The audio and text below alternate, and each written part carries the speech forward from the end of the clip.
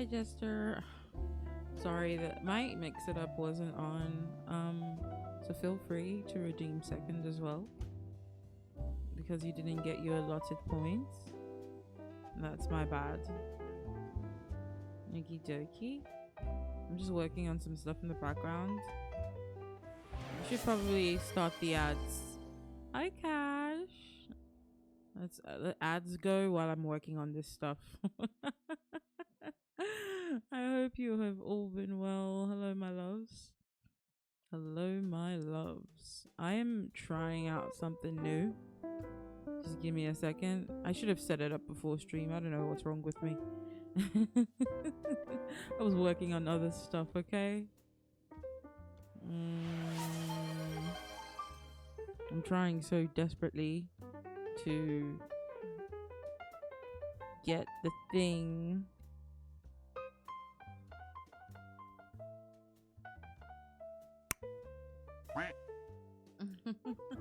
Thanks for the head pads.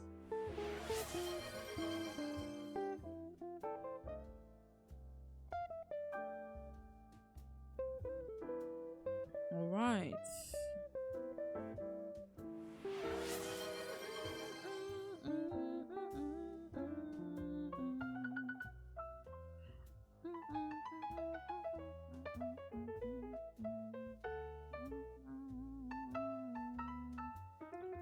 Bum ba-dum ba-dum ba-bum ba-bum bum bum bum bum bum bum bum bum bum bum bum bum ba-bow ba-bow ba-bow ba-bow bow bow ba-da-da-da-dow bow bow bow. Oh, okay, we ads end in 23 seconds. We're almost there, everyone. Don't worry about it. Okay, I just need to test this command. See if it's working.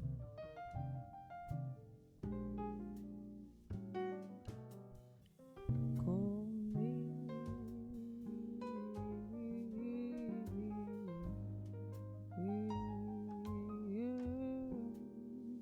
Oh, call me. Call me, baby, tonight.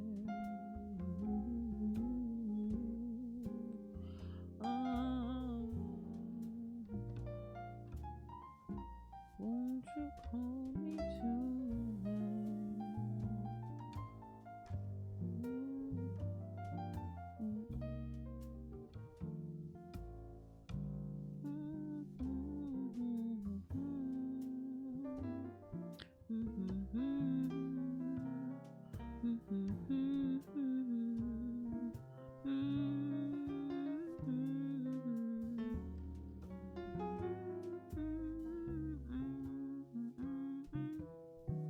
It worked.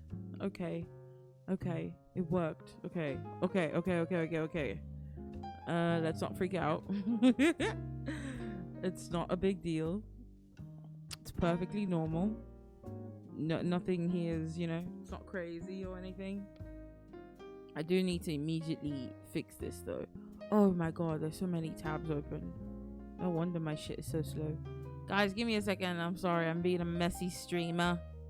I'm being very messy. Just 1 second. Please be patient with me. What the fuck is this? Oh, it's room.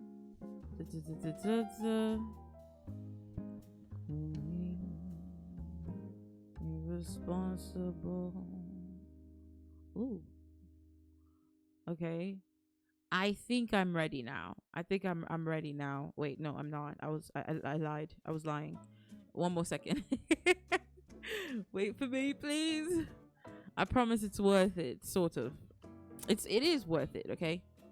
I'm not being crazy. I'm going to hide it though so you guys don't see it. Let's do right? This isn't crazy. This should be fine. Cooldown and limits. Bum, bum, bum, bum, bum, bum, bum, bum, bum, bum, bum. Bum, bum, bum, bum.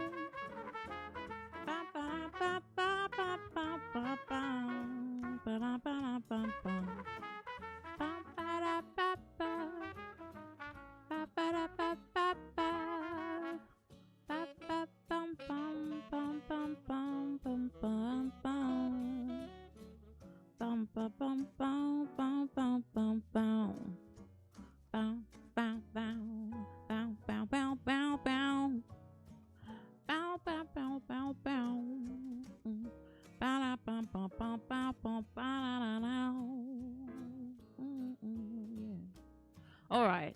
Finally, we're ready. And I'm not crazy this time. Hi, guys. Wait, let me. Oh, shit.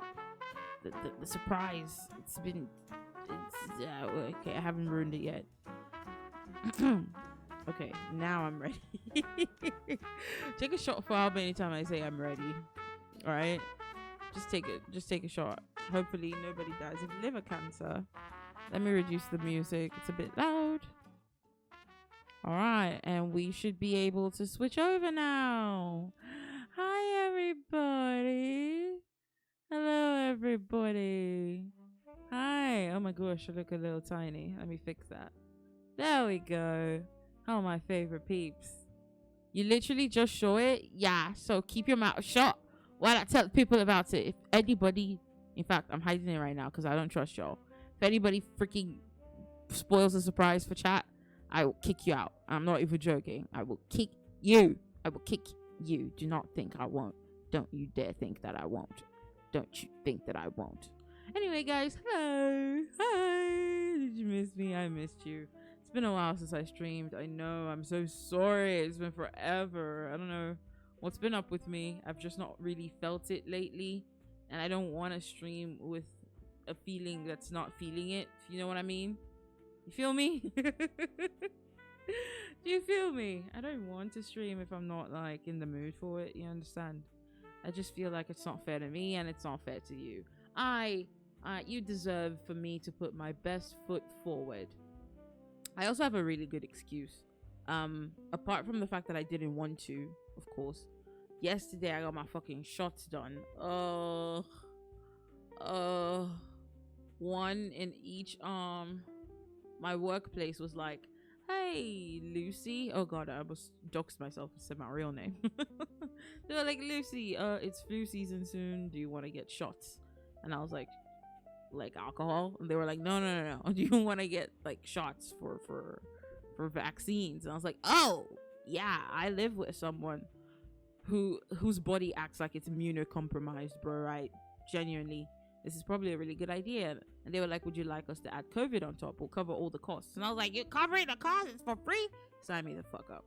And so they set it up. And the appointment was supposed to be for this Monday, but I got too lazy because I stayed up all night reading porn. Okay, it wasn't porn. It was porn with plots. So it wasn't just porn. I stayed up all night reading a very delicious smutty fic. And a Capri fic, by the way. Biting my finger right now. And I was like, oh man, I can't do this because the appointment was at 11:30 a.m. in the morning. And I was like, fuck that, I can't do this. So I called them up and I was like, hey, hi, can I reschedule? And they were like, yeah, of course, when do you want to? And I was like, anytime is fine as long as it's not in the morning. So they set me up for Tuesday at 4:30, and that's fine by me. It munched out some of my work hours, so I was definitely okay with it that time. So I came in and they pinched me. They gave me a shot on my right arm and they gave me a shot on my left arm, one for flu and one for COVID. And now I just feel a type of way, bruh.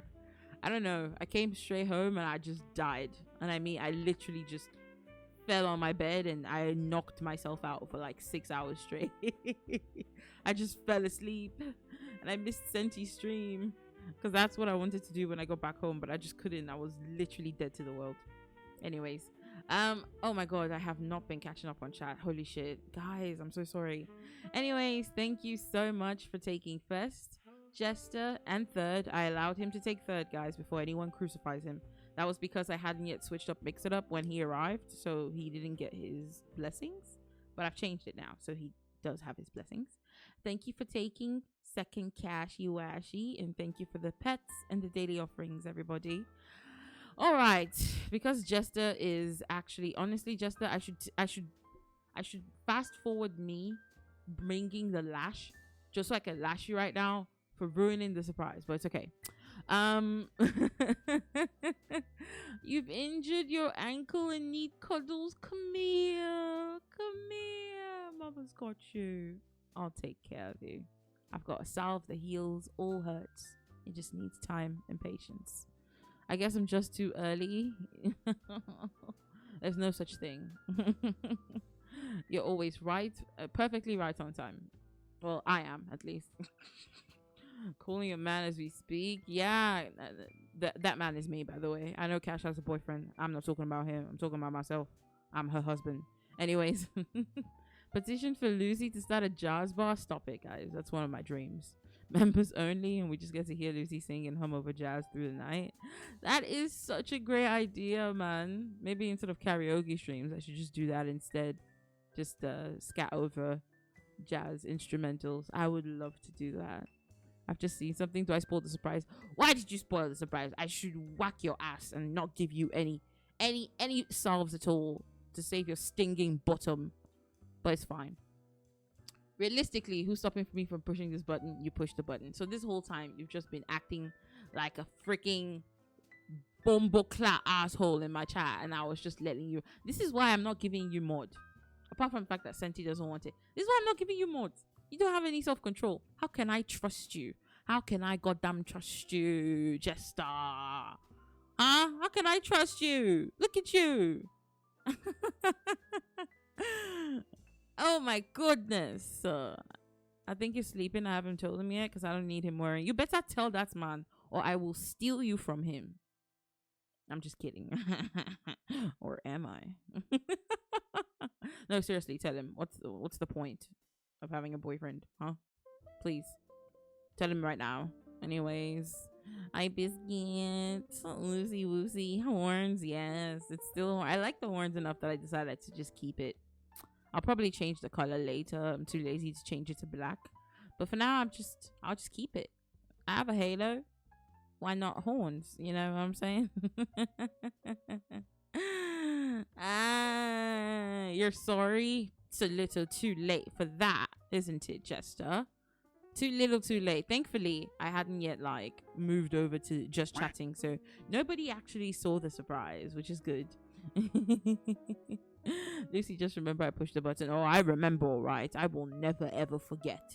Book Nook, that's right, Biscuit. It's Book Nook time. I have a 20-second delay. Don't kick me out. Don't worry, I won't. Is it Booba? Is Booba the reason? No, not necessarily. I actually forgot what the context was that for. But yeah, Lucy passed away. I'm still alive. Wow, healthcare being flexible. UK could never. Pretty much. Pretty much. You stayed up all night? Yeah. It wasn't Woowa. Oh, you're talking about the fic I read. No, it was Capri. It was Yaoi, not Yuri.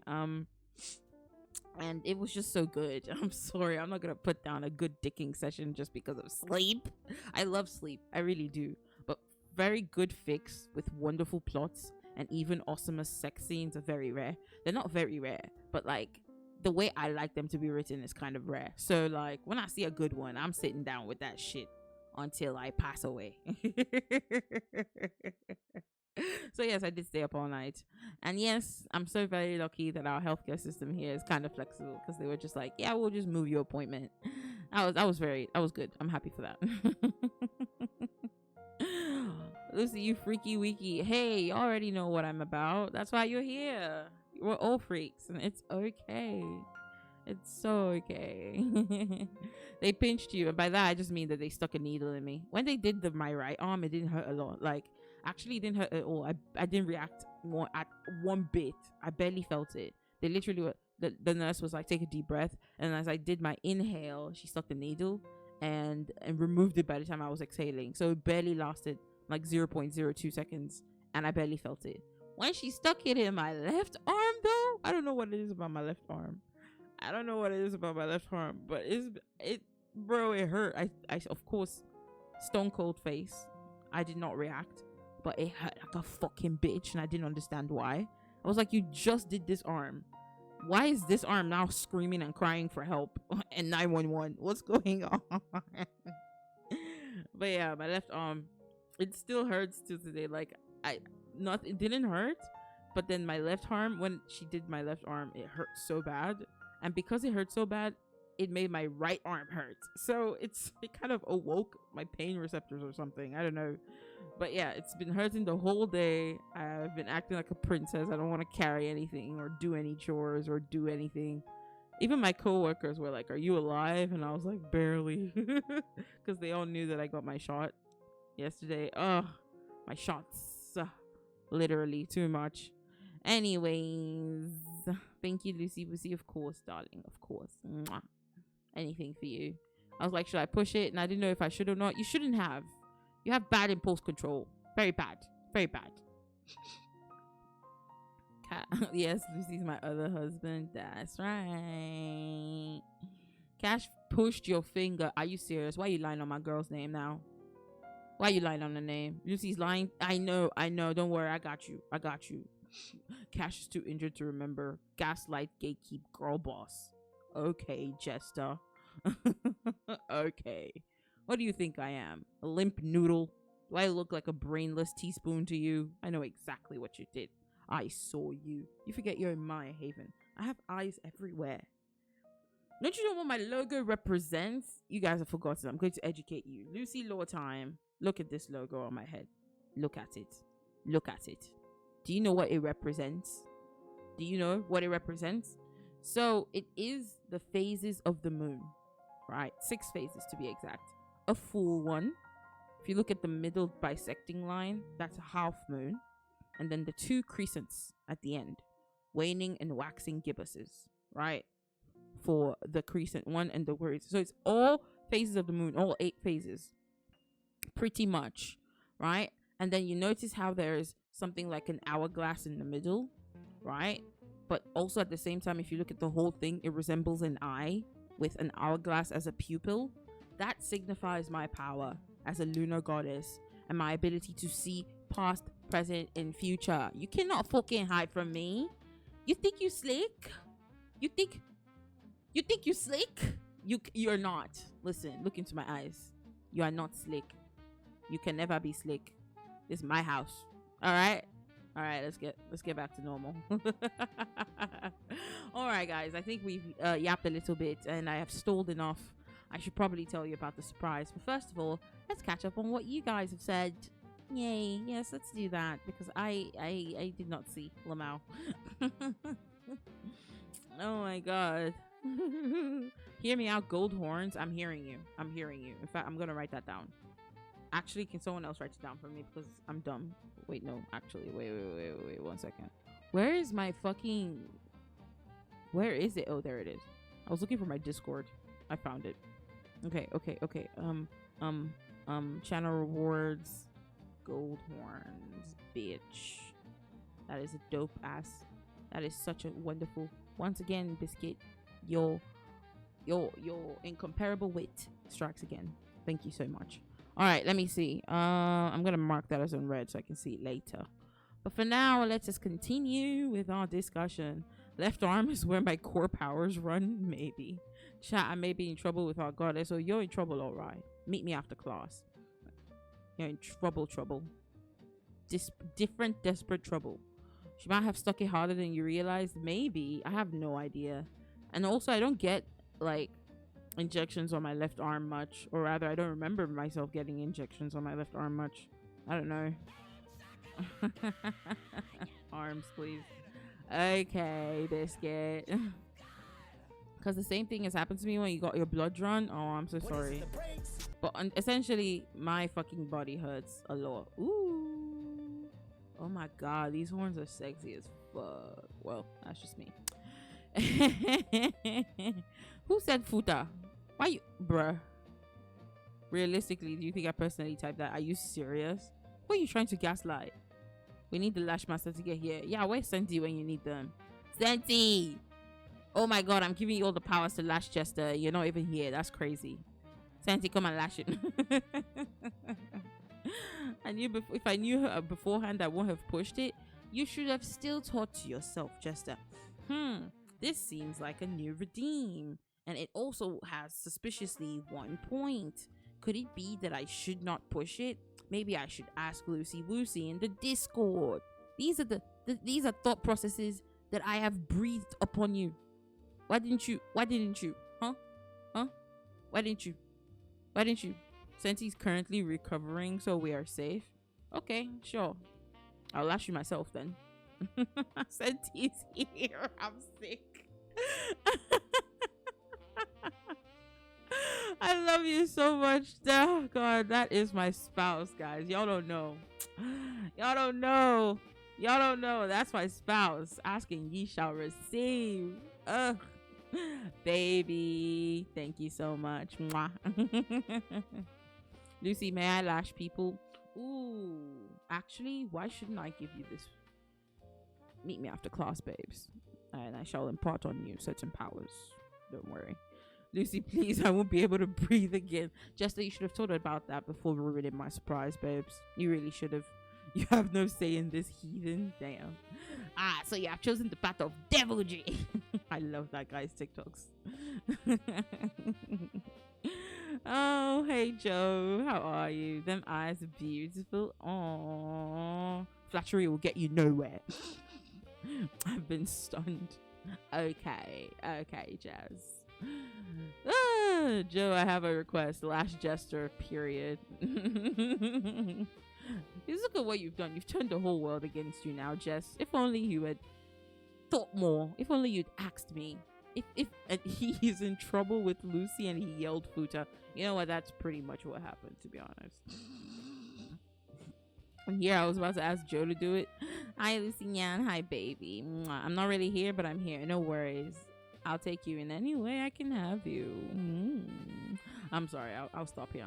Yeah, go out and do what you need to do and do. It's okay. Thank you so much for your services.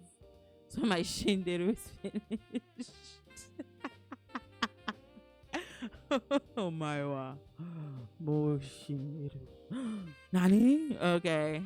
My other spouse sent you NT, right? Showing up to save the day. My hero. Okay, I'll fix this. Lucy, say Miska Muska surprise sub. Are you serious? No. Don't bribe me. Stop it. Let me hang on to my emotions a bit longer. It's okay, darling. No bribery allowed, by the way. What have you done to get yourself in trouble, you rambunctious rascallion? They ruined a surprise that I was planning meticulously for all of you guys. Well, they didn't really ruin it because I was hidden when it happened. That's why I'm not actually mad. I'm just playing it up, you know, because I enjoy teasing Jester. But for now, I'm mad. Somebody obliviate chat so they didn't hear me say that I was not actually mad. I am furious. I am fuming. I am infuriated. Oh, I'm so pissed. Somebody lash him again. I'm kidding. I'm kidding. He pressed the button he wasn't supposed to, ruin my surprise. Yes, he did. And I'm still mad. Extremely. I can fix it. Wallahi. Say Miska Muska. This gift. Thank you so much for the gifted sub. Oh, everybody close your eyes. I'm closing mine. Boom. Woo. Oh my god. My eyes. Take this, you heathens. Thank you, Joe. Biscuit, thank you for gifting Cash a sub. Mwah. I really appreciate you. Thank you, Biscuit. Lash me again. Oh, thank you for gifting just a sub. Oh, Biscuit, you didn't have to. All right, it's time. Thanks to the wonderful generosity of our lovely Biscuit here, I will now show you guys a surprise. Of course, this is a customizable model, so it's not my chibi. That one is still being commissioned. I'm still working on it. I haven't actually commissioned it yet. I've just drawn up like what I want it to look like and stuff. Oh my god, hype train. Jester, thank you for the community sub gift. I appreciate it. I forgive you in lowercase letters. You know, I forgive you in lowercase. It's okay. I forgive you in lowercase, so it's okay. Did you say chibi? Yes. All right, it's time for the surprise. I'm going to unlock a certain channel point redeem that I was setting. That's why I was late. I was actually supposed to go live 30 minutes earlier, but I was setting it up because I was like, I should set it up, and then I forgot to do it until literally I was about to go live. I was actually supposed to unveil this before Halloween, and I also forgot. Things have been going on in my life, okay? So, I am now making it live in 3, 2, 1.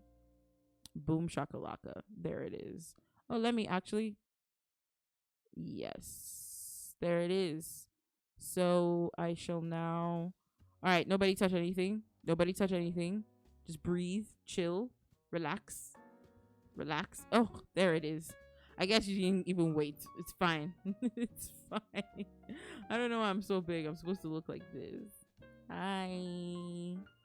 Hello. Hello. I was wondering whether or not I should read in this fit. I don't know. What do you guys think? Hi. Hi, everybody. Hi, everyone. It's the closest one I could find that sort of like had what I needed. Instead of a halo, we have a crown. My cane is still there, I suppose. And to signify my crows, I kept the wings. The hairstyle, I tried to make it as... Oh my fucking goodness. Holy shit, am I tripping? Oh, what? Santi, thank you for the 5 gifted subs. Hello? Oh my goodness. Thank you so much for the 5 gifted. Okay, I need to switch on my bedroom light so that my eyes actually track. Hi. Hello there. What the frick, Santi Wenty? Thank you for the gifted. W gifted Sam. I appreciate you. Thank you. That is crazy. But yeah, hi. This is temporary Chibi Lucy while I work on getting my actual chibi done. But I thought it was so adorable and so cute. Where's the model, mom? I cannot believe I forgot the credits. Give me a second. I'm being such a bad girl right now. It was oh my gosh. Give me a second. I'm looking for it. I'm finding it. Okay, just give me a sec. Just give me a second.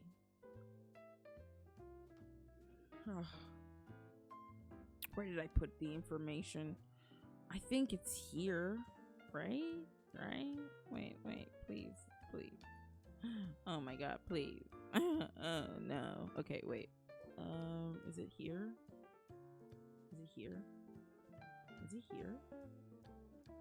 The way I don't know. Please remind me to put the credits up soon. I cannot believe I forgot that. I got too excited.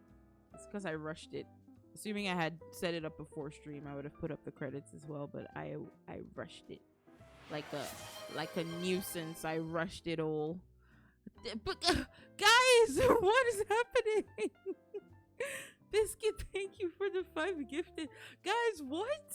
All-time record shattered. Guys. Because of a cutesy woosy? Are you serious? Thank you for the 5 gifted. Oh my god. You got reading glasses. I did for the reading stream. Tiny Lucy gonna kill me. Oh, stop it.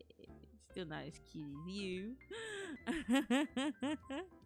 Oh my god. I'm so glad I didn't ruin this, right? Aren't you so glad that I had the foresight to literally not have it on my just chatting at that moment? It would have been awful. Let's make this a 4. Agreed. I want that frog. Oh, Biscuit, thank you. Oh my, I can't go bad for bad. I need my first place stop. Frog. You know what? I fully understand Biscuit's need for frog. I really do understand it. I get it. I get it. I still have yet to make any alerts for this specific model. Like I said, I literally just set it up. I finished setting it up before stream. I had started ages ago, but just never finished it. You know, I had to customize all the colors. And I finished up with all the remaining, like the eyes and such right before stream. And then I had to actually set it up as a channel point reward and stuff. But it's ready, as you can see. And I like the way it looks, so it will serve our purposes for now. And I guess we're going to be reading with her, pretty much. Wait, another one? Seti, stop! Thank you for the 3 gifted. Guys, stop! Wait, please stop. Stop. Oh no, I don't know how to act. Thank you so much for the 3 gifted. Holy crap. Yeah, on a random Wednesday. I'm so sorry. I never know how to. Like I never really know how to. I do know how to, but anything that's on my official debuts, I just don't put as much effort into like making a big deal out of them, especially because this is not what I consider in any way official. Guys, what? Level 5 hype train? I'm sick. I'm so sick. What the fuck is going on? Ah! Lucy's worth it. Stop. I love you too. Thank you, Biscuit. Thank you, Senti. Thank you, Jester. Oh, I think it'll be super cute to read with. I think so too. I'm glad you agree. I am so glad that you agree.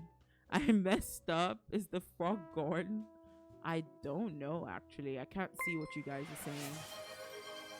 Chester! Stop. Thank you for the gifted sub. Oh my god, I needed to take some water because I'm dehydrated as fuck. Can you get dehydrated from smiling too hard? I don't care. That's what happened to me. I smiled so hard I got dehydrated. Thank you guys for all the gifted subs. I feel so special. That's so good. I don't know. By the way, I did have an affectation planned for this particular model.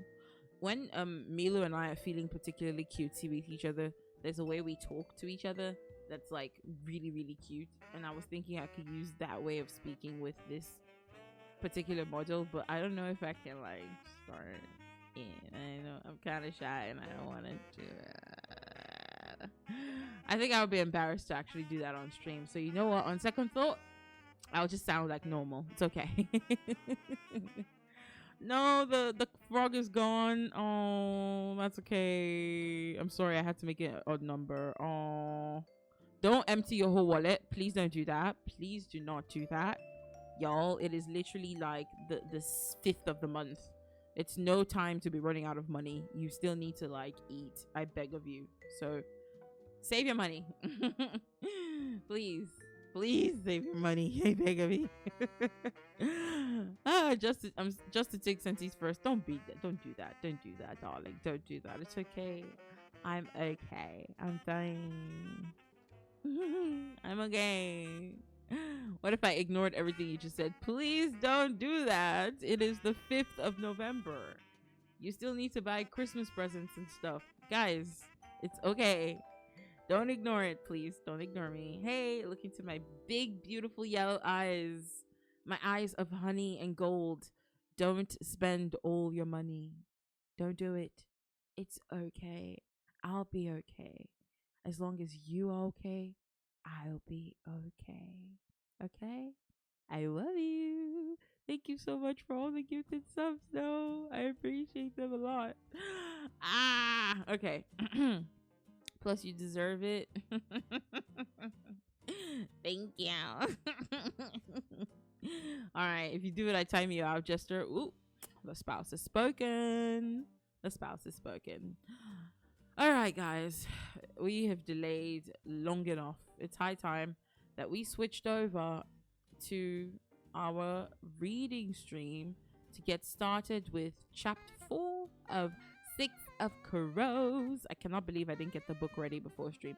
Give me 1 second though, because it's right there. I just gotta reach for the stores and get it and grab it and do my best, because it's in a stack of other books and jotters that I never use because my ADHD has convinced me that they're for special purposes, even though I never use them anyways. There it is. We did it, and I messed up the stack, but it's okay. I'm just checking on the health of my mic before we proceed. This is supposed to be a reading ASMR stream, by the way. Oh my god, I want to tear my teeth out in that one. Anyway, just wait till Lucy forgives me and I'm a mod. Oh, that day chaos shall reign supreme, for real. But you also, technically, Senti has to forgive you as well, because if my spouse doesn't endorse you, I don't know how I'm supposed to, you know, because that's my spouse. Oh my god, we just got a feral ass emote. Cat scare emote. Interesting. Anyways, let's move over.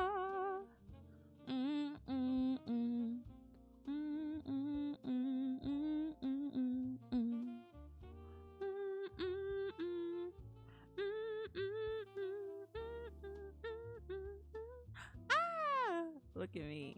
I'm reading to you in a small form. Isn't that great? Isn't that amazing? Okay, I must calm down. I must breathe. How does it feel to be so adorable? Oh, you have no idea. I feel great. I feel like all the warm and soft and fuzzy things that I've ever wanted. I feel like Mr. Battington. That's one of my plushies, by the way. He's a black bat, and he's got the softest body, and he's got the cutest black little eyes. I love him so much. He and Strawberry Shortcake are best of friends, and they're my two plushies, and I got them for my birthday 2 years ago when I turned a certain age in my 20s. Okay, I go back to crying. No, please don't cry. Oh, kisses. Mwah. That's one for the road. Mwah. That's for all the gifted subs. Mwah.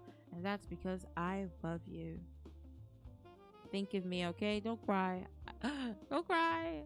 Or rather, if you need to, then cry. But then take care of yourself after and drink lots of fluids so that you regain all that moisture you lost to the tears. I love you. Thank you so much. You're the best. Bye, Senti Wendy. And thank you so much, Biscuit and Senti and Jester, for all the gifted subs. Wow, I'm so loved. You are. You have no idea. You're so fucking loved. Oh, mwah. Okay, let's get started. Let me know if you guys want me to reduce the music, right? If you want me to do that, I will do that. I love every one of you in my chat. Of course, spouse gets spousal privileges, special extra privileges, but I still love every single one of you with my whole entire heart. All right, let's see. Where is this book? Oh, there it is. Wait, no, that is not what it is. What? Huh? Have I forgotten where my own book is? Oh, no, it's right there. Okay, cool. Wow. It doesn't listen to me when I try to do the thing. Oh, guys, look. It's the ice court that they're trying to break into. And this is the map of the world. Anyways. Skip. We're in chapter 4, I believe. Inez chapter. So, revamp of the last couple of chapters. In chapter 1, we met Grisha and pretty much the limits of their power via this girl called Anya, who was the crush of Just, who was the person who was speaking that chapter. And we found out that they had taken a couple of Grisha, specifically one, and given him a drug, and he got sick and died. And Anya, they gave her the drug under duress, and she pretty much killed everybody in that room by making them like stop, wait. And then we met Kaz Brecca, who's the leader of the top gang in the Barrels. The Barrels is called? Yes, they're called something. I've forgotten the name. I keep forgetting the name. We met Kaz Brecca. We admire his strategic, very sharp mind. We met Ine. He's technically his right-hand woman in the fact that she's his top spy, and he uses her to get information, which is what he brokers in exchange for all sorts of favors. And then after a confrontation with a rival gang called something, I forgot the name, but a confrontation with a rival gang that thought they had them because they bribed the guards on patrol when they met at the exchange, which was supposed to be neutral territory, by the way. They met for a parley. The other gang showed their hand, and then Kaz was like, you're not gonna shoot me. The guys on standby that you've paid are not working for you because you might have paid them money, but I paid them in secrets. And in that way, essentially, I know their secrets, and if they don't do what I say, everybody will know their secrets, and they don't want that, so they're gonna listen to me. And he pretty much stomped them out. He also rooted out a traitor in the form of Big Boliga. Essentially found that the Big Boliga was spying for the other gang, and he shot him in the stomach and left him to bleed out and die. We also found out that Kaz Brecca is 17 motherfucking years old, And everybody on his team is also a kid. I think Ine just turned 16. They're pretty much all fucking children. And well, they're not fucking children. What I meant to say is that they are kids, not that they're having relations with kids. God, they are. That came out so wrong. I just meant they're children. They're kids. They're minors. They're all under the age of 18. So right after the parlay and his victory, Kaz took a walk alone and then got kidnapped by a ghost, which actually turned out to be a Grisha with elemental manipulation that was high on the drug Yurda Parem, which is the drug that killed Anya and Yuri.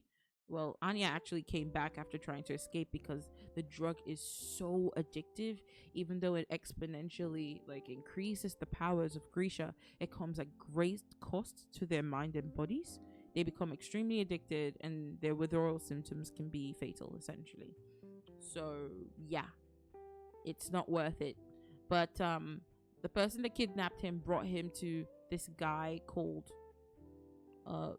Van Eck, who pretty much had a proposal for Kaz, which was to break into the ice court, which is the most heavily fortified prison in the entire world, to retrieve the guy who knows the recipe to make this drug, essentially. So the doctor who made this drug reached out to the system of government, the Kaz's country, and he was like, I got the drug, and the people that I am in their lands have this drug, and this drug could kill people, so I'm willing to give you the drug if you get me out of here.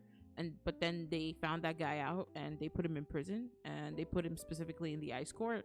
And now this guy has reached out to Kazbreca because he's just that good of a thief to steal this person out of the ice court. So that's where we're at. That's what happened last I was about to say last episode. No, last chapter. This particular chapter has about 1, 2, 3, 4, 5, 6, 7, 8, 9, 10, 11 pages. So we should be able to get through chapter 4. Are we ready? Don't forget to let me know if you want to read along. Don't forget to let me know to scroll down when I need to. Thank you for the recap. Of course, darling. I just apologize that it wasn't more detailed. So yes, I forgot all their names. But yes. Anyways, let's get started. Oh wait, let me adjust my mic. There we go. Ine knew the moment Kaz entered the slat. His presence reverberated through the cramped rooms and crooked hallways as every thug, thief, dealer, conman, and steerer came a little bit more awake. Per Haskell's favored lieutenant was home. I hate the way I'm supposed to say this word, by the way. I grew up reading, so that's how I learned to speak English. Well, apart from the fact that it was spoken around me. But I always read this word as lieutenant because that's how it's written. And I heard an American say lieutenant, so fuck that. We're gonna say lieutenant, actually. Per Haskell's favorite lieutenant was home. The slat wasn't much, just another house in the worst part of the barrel. 3 stories stacked tight on top of each other, crowned with an attic and a gabled roof. Most of the buildings in this part of the city had been built without foundations, many on swampy land where the canals were haphazardly dug. They leaned against each other like tipsy friends gathered at a bar, tilting at drowsy angles. Ine had visited plenty of them on errands for the dregs, and they weren't much better on the inside. Cold and damp, plaster sliding from the walls, gaps in the windows wide enough to let in the rain and snow. Kaz had spent his own money on... Kaz had spent his own money to have the slat drafts shorn up and its walls insulated. It was ugly, crooked, and crowded, but the slat was gloriously dry. Ine's room was on the 3rd floor. A skinny... I wanted to read shiny for a second. Ine's room was on the 3rd floor. A skinny slice of space, barely big enough for a cot and a trunk. but with a window that looked out over the peaked roofs and jumbled chimneys of the barrel. Oh, guys, 1 second. Quick break. Milu's on the phone, and she might need me. So 1 sec.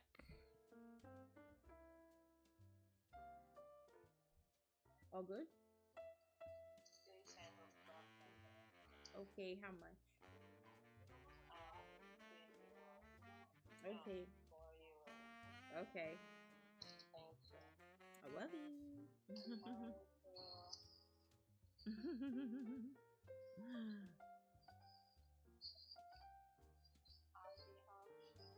Okay. I'm saying chat is pretty much they've not said hi, but I know they want to say hi, so I'm saying hi on their behalf. See you.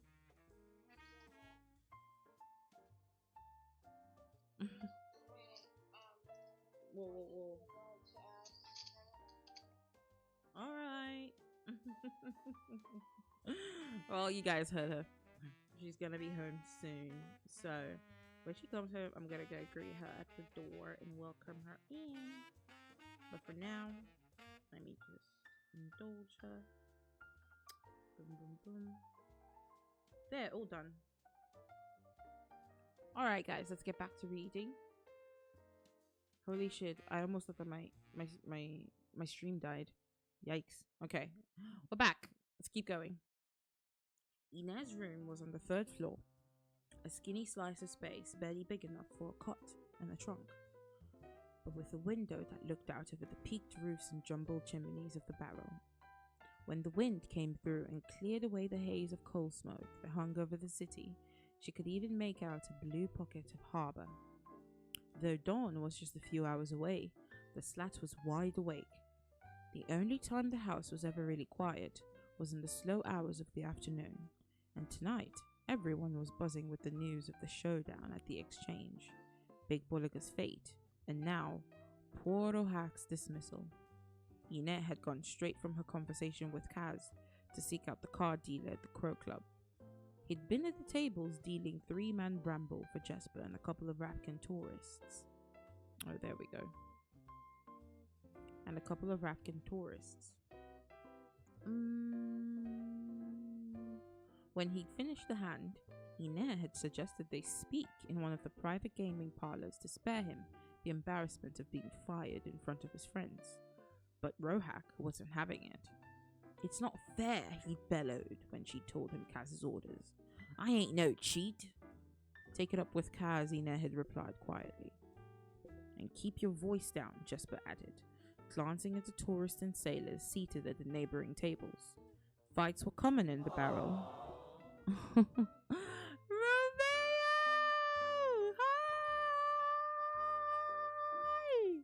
I'm so sorry, my redeems aren't attuned to this model yet. I'm using it for the first time, and I was too lazy to set everything up at the same time. But hi, Romeo! Oh my god, can we get a shout out from Mayo, please? Hi, Lucy. Hello there, darling. How are you? How have you been? It's a cute model. Thank you. It's not mine. I don't know. I need to set up the credit system because I keep forgetting. I will set up a credit command so people can know the amazing artist who made it. I literally rushed through setting it up before stream, so I forgot to set up the credit part. But yes, it's a customizable model, and yeah, I'm glad you like it. I think it's cute as well. Welcome in. I hope you're doing good this Wednesday evening. We're just reading chapter 4 of 6 of Crows. So settle down for a very cozy time, essentially. Okay, let's see.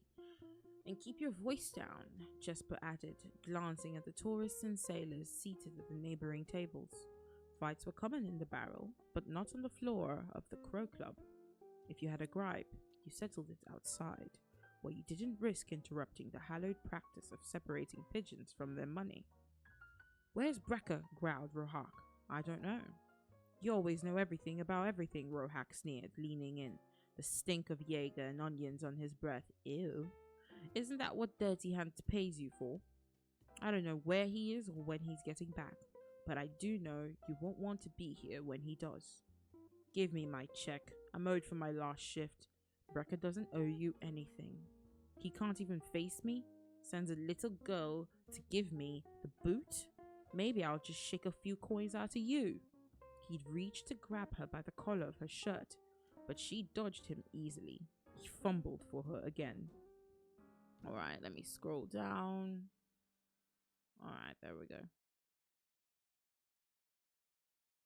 There. He fumbled for her again. Out of the corner of her eye, Ines saw Jesper rise from his seat, but she waved him off and slipped her fingers into the brass knuckles she kept in her right hip pocket. Okay, our girl got hands. I'm doing great. I've been busy working on stuff, but notice it's been a while since I've seen you, so I wanted to pop in. Oh, thank you, Mayo. I appreciate that. It has been a while. I apologize for not even being able to drop by your streams. It has been busy. You know, just on my side, it's been ridiculously hectic. But I'm so glad to see you. Thank you so much for stopping by. It really is such a pleasure to see your name in my chat.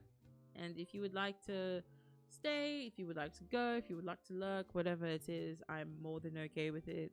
I'm just happy that you stopped by. Thank you so much. And I just hope that everything that you're working on work out great, essentially. So good luck with everything that you're working on. It's all good. I'll be here listening to you as my background noise. Oh, thank you. That's a huge honor. I love being background noise, especially during reading streams. Please use me as background noise more often, guys. I'm telling you, not asking. Just kidding. Okay. Out of the corner of her eye, Ines saw Jesper rise from his seat, but she waved him off and slipped her fingers into the brass knuckles she kept in her right hip pocket. She gave Rohak a swift crack across the left cheek. Crack. His hand flew up to his face. Hey, he said. I didn't hurt you none. It was just words. The switch up. People were watching now, so she hit him again.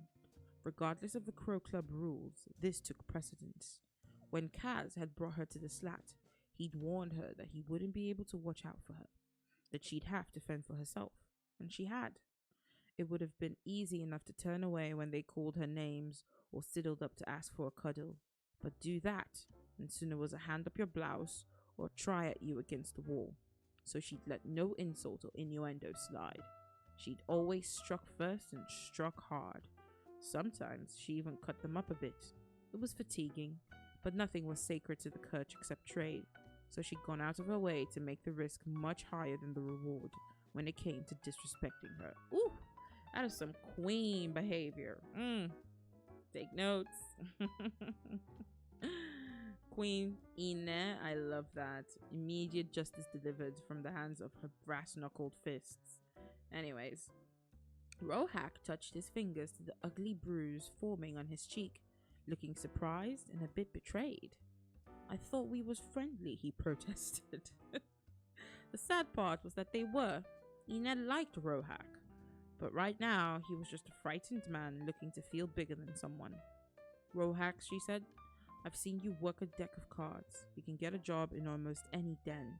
Go home and be grateful Kaz doesn't take what you owe him out of your hide. He'd gone, a bit wobbly on his feet, still clutching his cheek like a stunned toddler, and Jesper had sunted over. That is so... It's kind of... I feel bad for him a little bit, but not really. He's right, you know. Kaz shouldn't send you to do his dirty work. It's all dirty work. But we do it just the same, he said with a sigh. You look exhausted. Will you sleep at all tonight? Jesper just winked. Not while the cards are hot. Stay and play a bit. Kaz will stake you. Really, Jesper, she'd said, pulling up her hood. If I want to watch men dig holes to fall into, I'll find myself a cemetery. Come on, Ine, he called after her as she passed through the big double doors onto the street. Your good luck. Saints, she thought. If he believes that, he really must be desperate. She'd left her luck behind in a Suli camp on the shores of West Ravka. She doubted she'd see either ever again. Now, oh wait, now we scroll. Now Ine left her tiny chamber in the slat and headed downstairs by way of the banisters. There was no reason to cloak her movements here, but silence was a habit, and the stairs tended to squeak like mating mice. When she'd reached the second floor landing, wait, that kind of threw me for a loop. Has anyone ever seen mice fuck? I'm sorry. Quick question. I'm sorry for breaking your immersion, but I'm curious now. Mating mice. Have we ever seen mating mice? Quick slurp. Have we ever seen mating mice?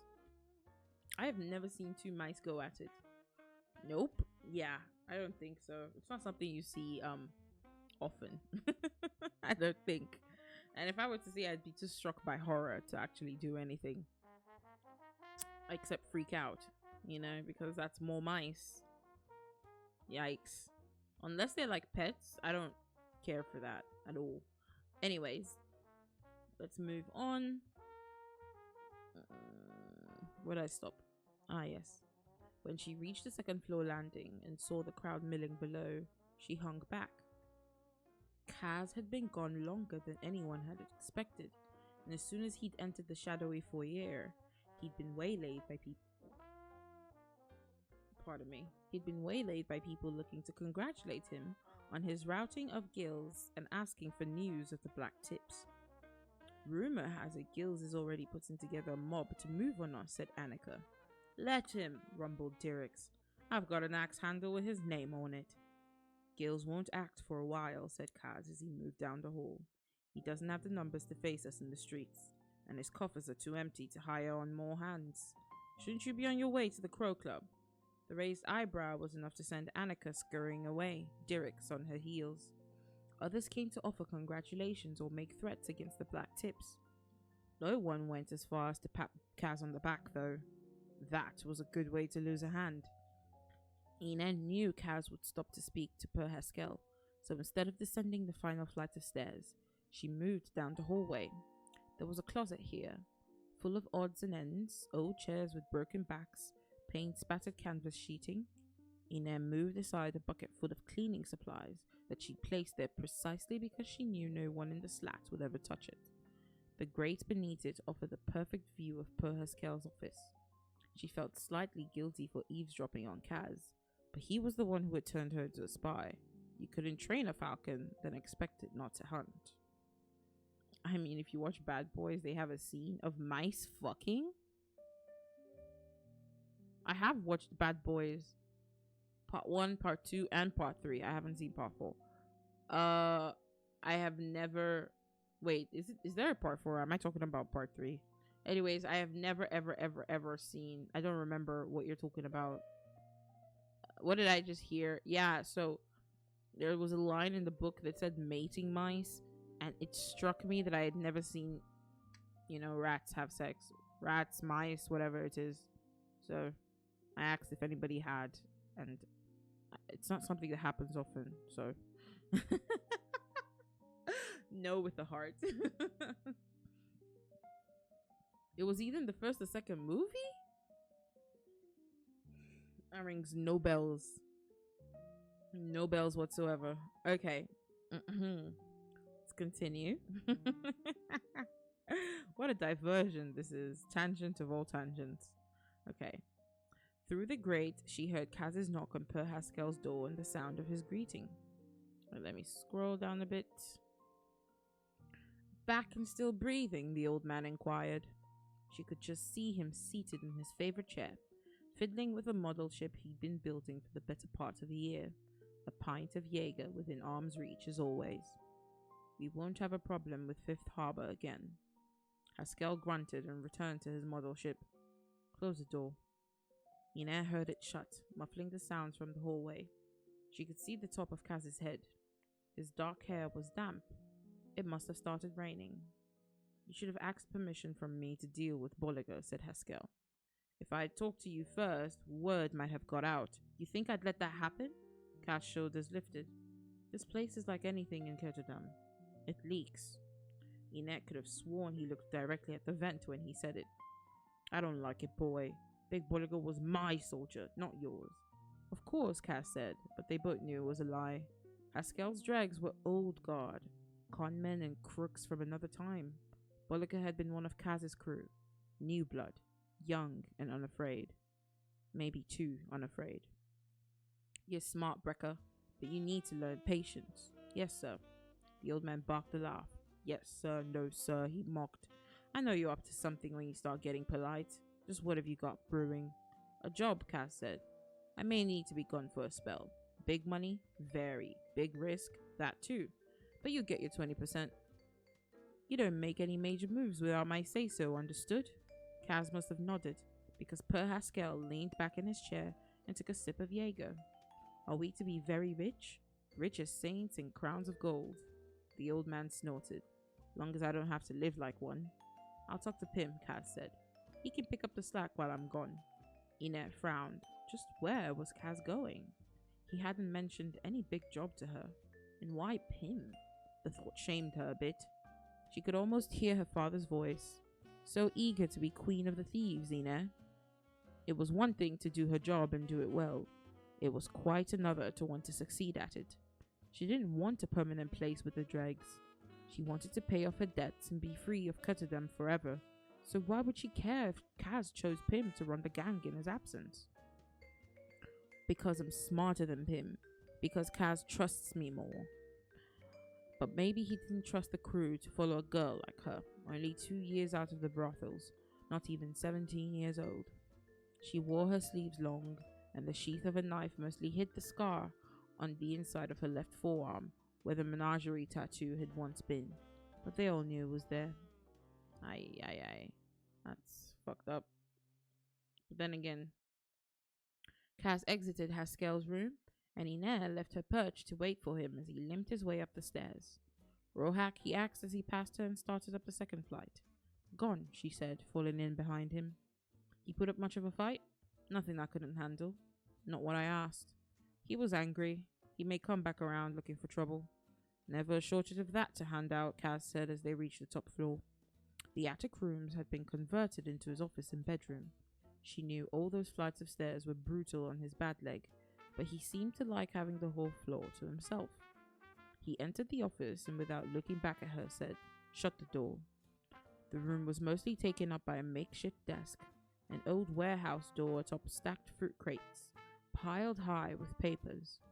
Some of the floor bosses had started using adding machines, clanking things crowded with stiff brass buttons and spools of paper.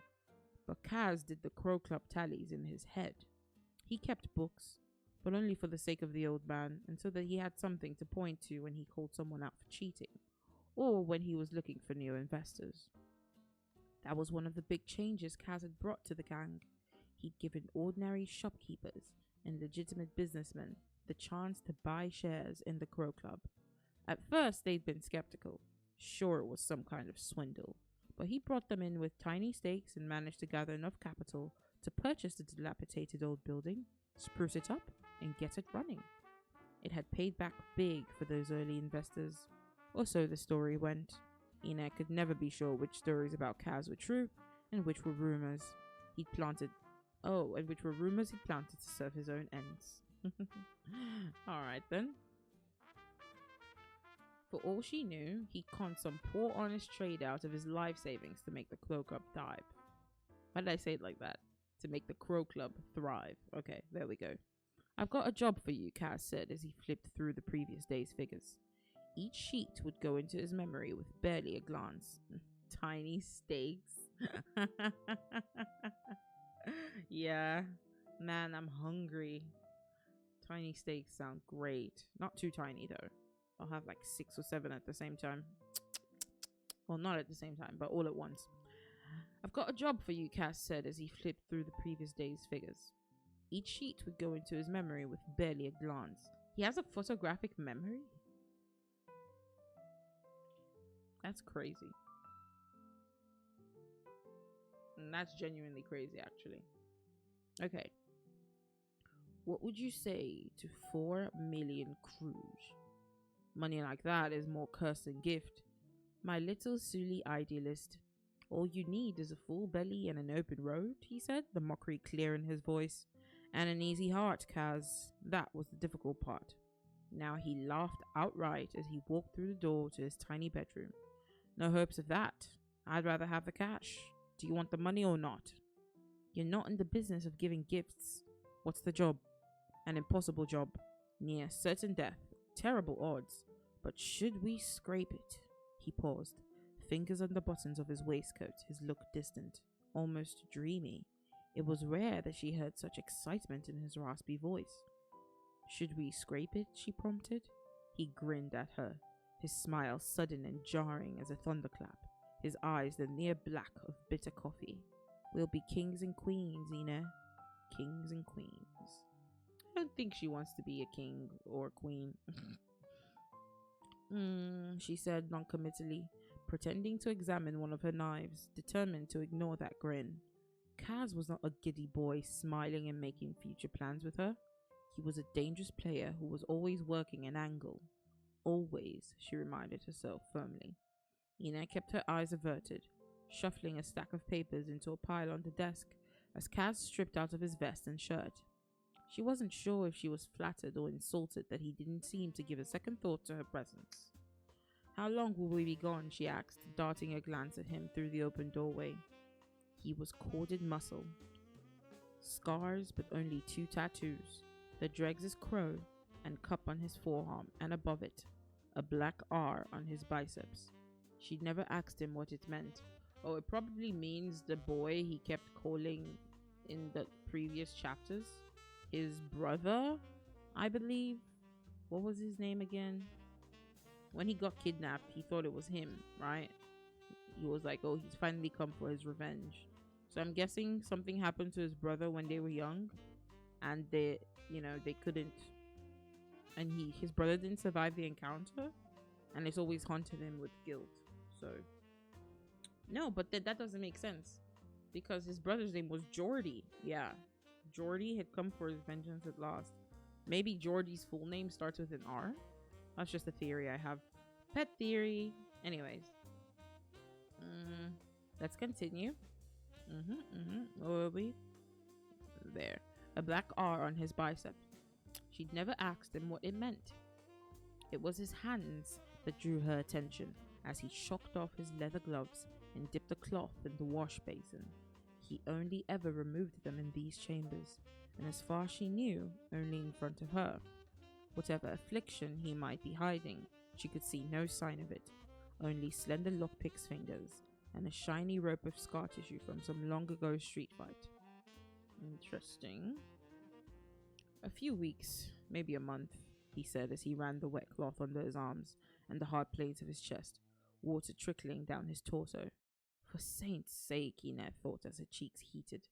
She'd lost most of her modesty during her time with the menagerie, but really there were limits. What would Kaz say if she suddenly stripped down and started washing herself in front of him? He'd probably tell me not to drip on the desk, she thought with a scowl. Okay, so I'm sensing a little bit of tension. It might not mean anything, because it rarely ever does. You can acknowledge that someone is attractive. Ow! My arm. I accidentally bumped my arm. Anyways, you can acknowledge that someone is attractive without necessarily wanting to do anything with them romantically or sexually. I feel like this is just a moment of Ina acknowledging that Kaz is an attractive boy becoming a man.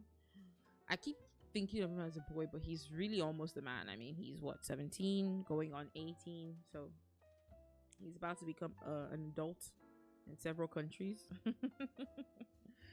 But to me, he's still a kid. A minor is a minor, okay? No matter how minor. See what I did there? A minor is a minor, no matter how minor. Yeah, put that on a t-shirt.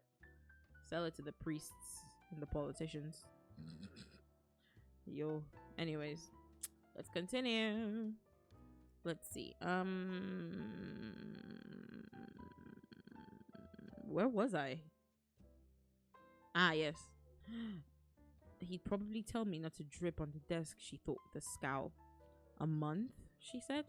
Are you sure you should be leaving with the black tips so riled up? This is the right gamble. Speaking of which, round up Jasper and Muzzin. I want them here by dawn. And I'll need Wylan waiting at the Crow Club tomorrow night. Wylan? If this is a big job, just do it. Ina crossed her arms. 1 minute he made her blush, and the next he made her want to commit murder. Are you going to explain any of this? When we all meet. He shrugged on a fresh shirt, then hesitated as he fastened the collar. This isn't an assignment, Ina. It's a job for you to take or leave as you see fit. An alarm bell rang inside her. She endangered herself every day on the streets of the Barrel. She'd murdered for the dregs, stolen, brought down bad men and good, and Kaz had never hinted that any of the assignments were less than a command to be obeyed. This was the price she'd agreed to when Per Haskell had purchased her contract and liberated her from the menagerie. So what was different about this job? Welcome back! Welcome back! Welcome back! Hi! Oh, you got me a sandwich! Guys, it's Miwu. It's Miwu, and Miwu got me a sandwich. Thank you. Welcome back. Bye. Alright, I'm taking a bite of the sandwich now. I am so sorry, but I cannot wait. It is delicious looking. Yippee! I love sandwiches. In case you haven't noticed, I'm a huge sandwich fan. Very huge sandwich fan. The bigger the sandwich, the more of a fan I am.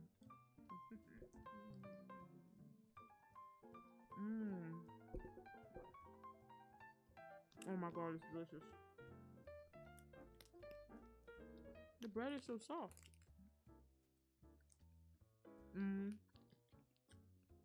What's a sandwich?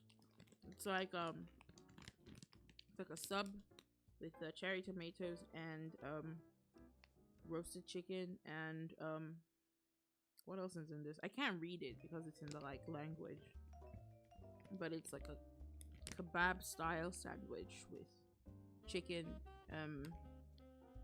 cucumbers, and cherry tomatoes, essentially.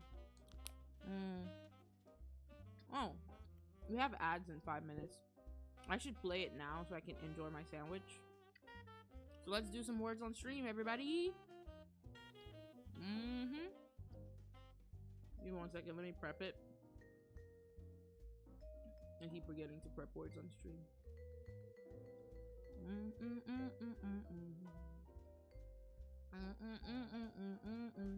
I also forgot to... Guys, you can fish, by the way. I'm so sorry, I forgot to say, but you can fish. It is allowed. Alright. And it is at time. Alright, guys, I'll see you soon. Enjoy the music. Thank you while I eat my sandwich.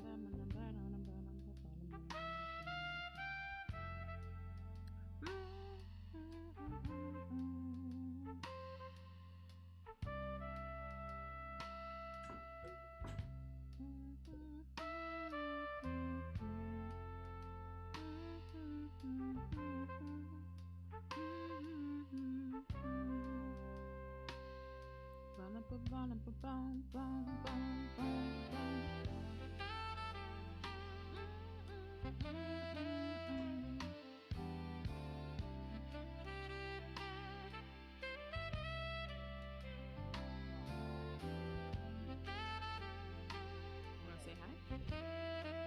No. Don't you wanna say hi?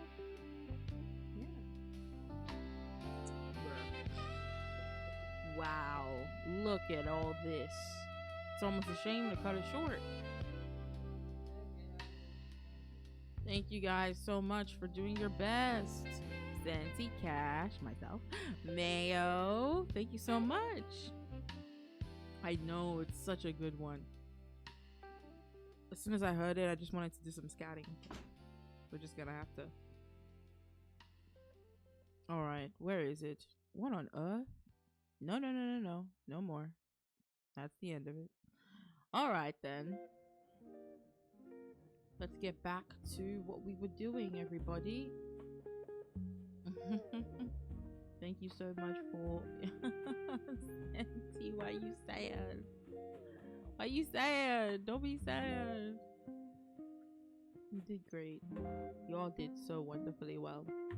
Back to our reading corner.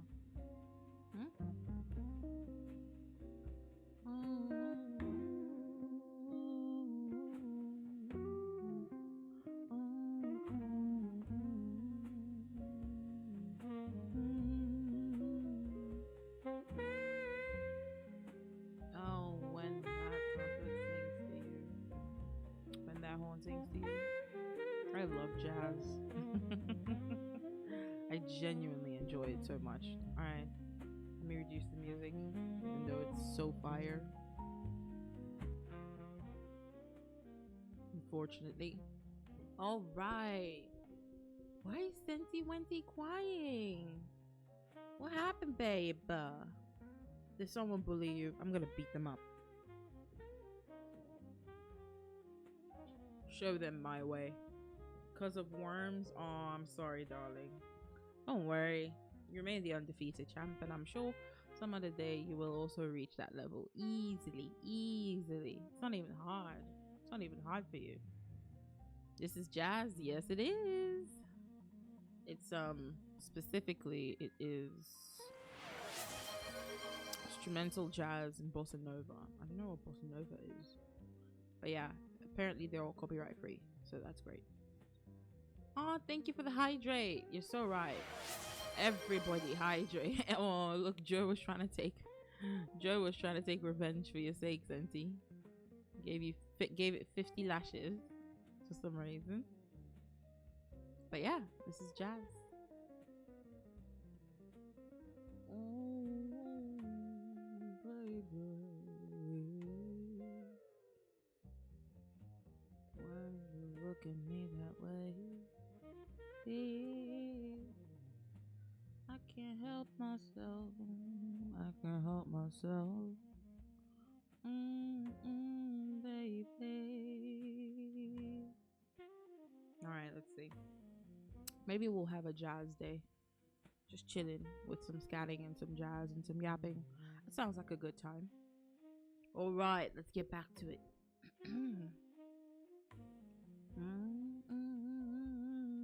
I'm sorry, I kind of want to just vibe to the music for a bit. Okay, what do you guys say? Are you down? Let's see. This particular song is almost over, but it's such a vibe.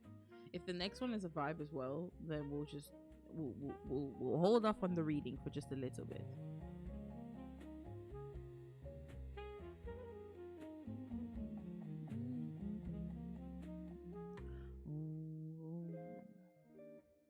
There it is. That's that flourish at the end I always love.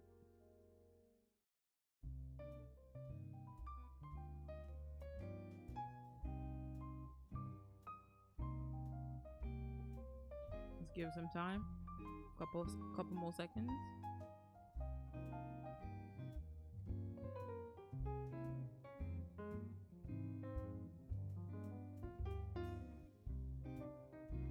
It's okay, but it doesn't make me want to like drop the book. So we'll go back to reading. It is. Back to reading for us. It is. Okay. Let's see. Don't forget to take a sip of water and hydrate yourselves, chat. You heard Biscuit. Okay, let's see.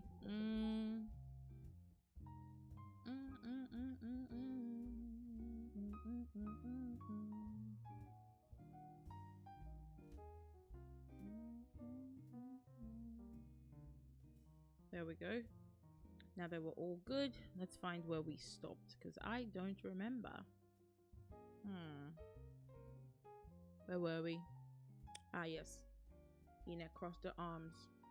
1 minute he made her blush, and the next he made her want to commit murder. Are you going to explain any of this? When we all meet.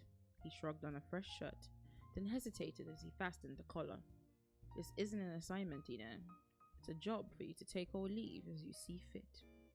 An alarm bell rang inside her. She endangered herself every day on the streets of the Barrow. She'd murdered for the dregs, stolen, brought down bad men and good, and Kaz had never hinted that any of the assignments were less than a command to be obeyed. This was the price she'd agreed to when Per Haskell had purchased her contract and liberated her from the menagerie. So what was different about this job? Kaz finished with his buttons, pulled on a charcoal waistcoat and tossed her something. It flashed in the air, and she caught it with one hand, as badasses do. When she opened her fist, she saw a massive ruby tie. Whoa. When she opened her fist, she saw a massive ruby tie pin, circled by golden laurel leaves. Fence it, Kaz said. Whose is it? Ours now. Whose was it? Kaz stayed quiet. He picked up his coat, using a brush to clean the dried mud from it. Someone who should have thought better before he had me jumped. Jumped? You heard me. Someone got the drop on you? He looked at her and nodded once. Unease snaked through her and twisted into an anxious rustling coil. No one got the better of Kaz.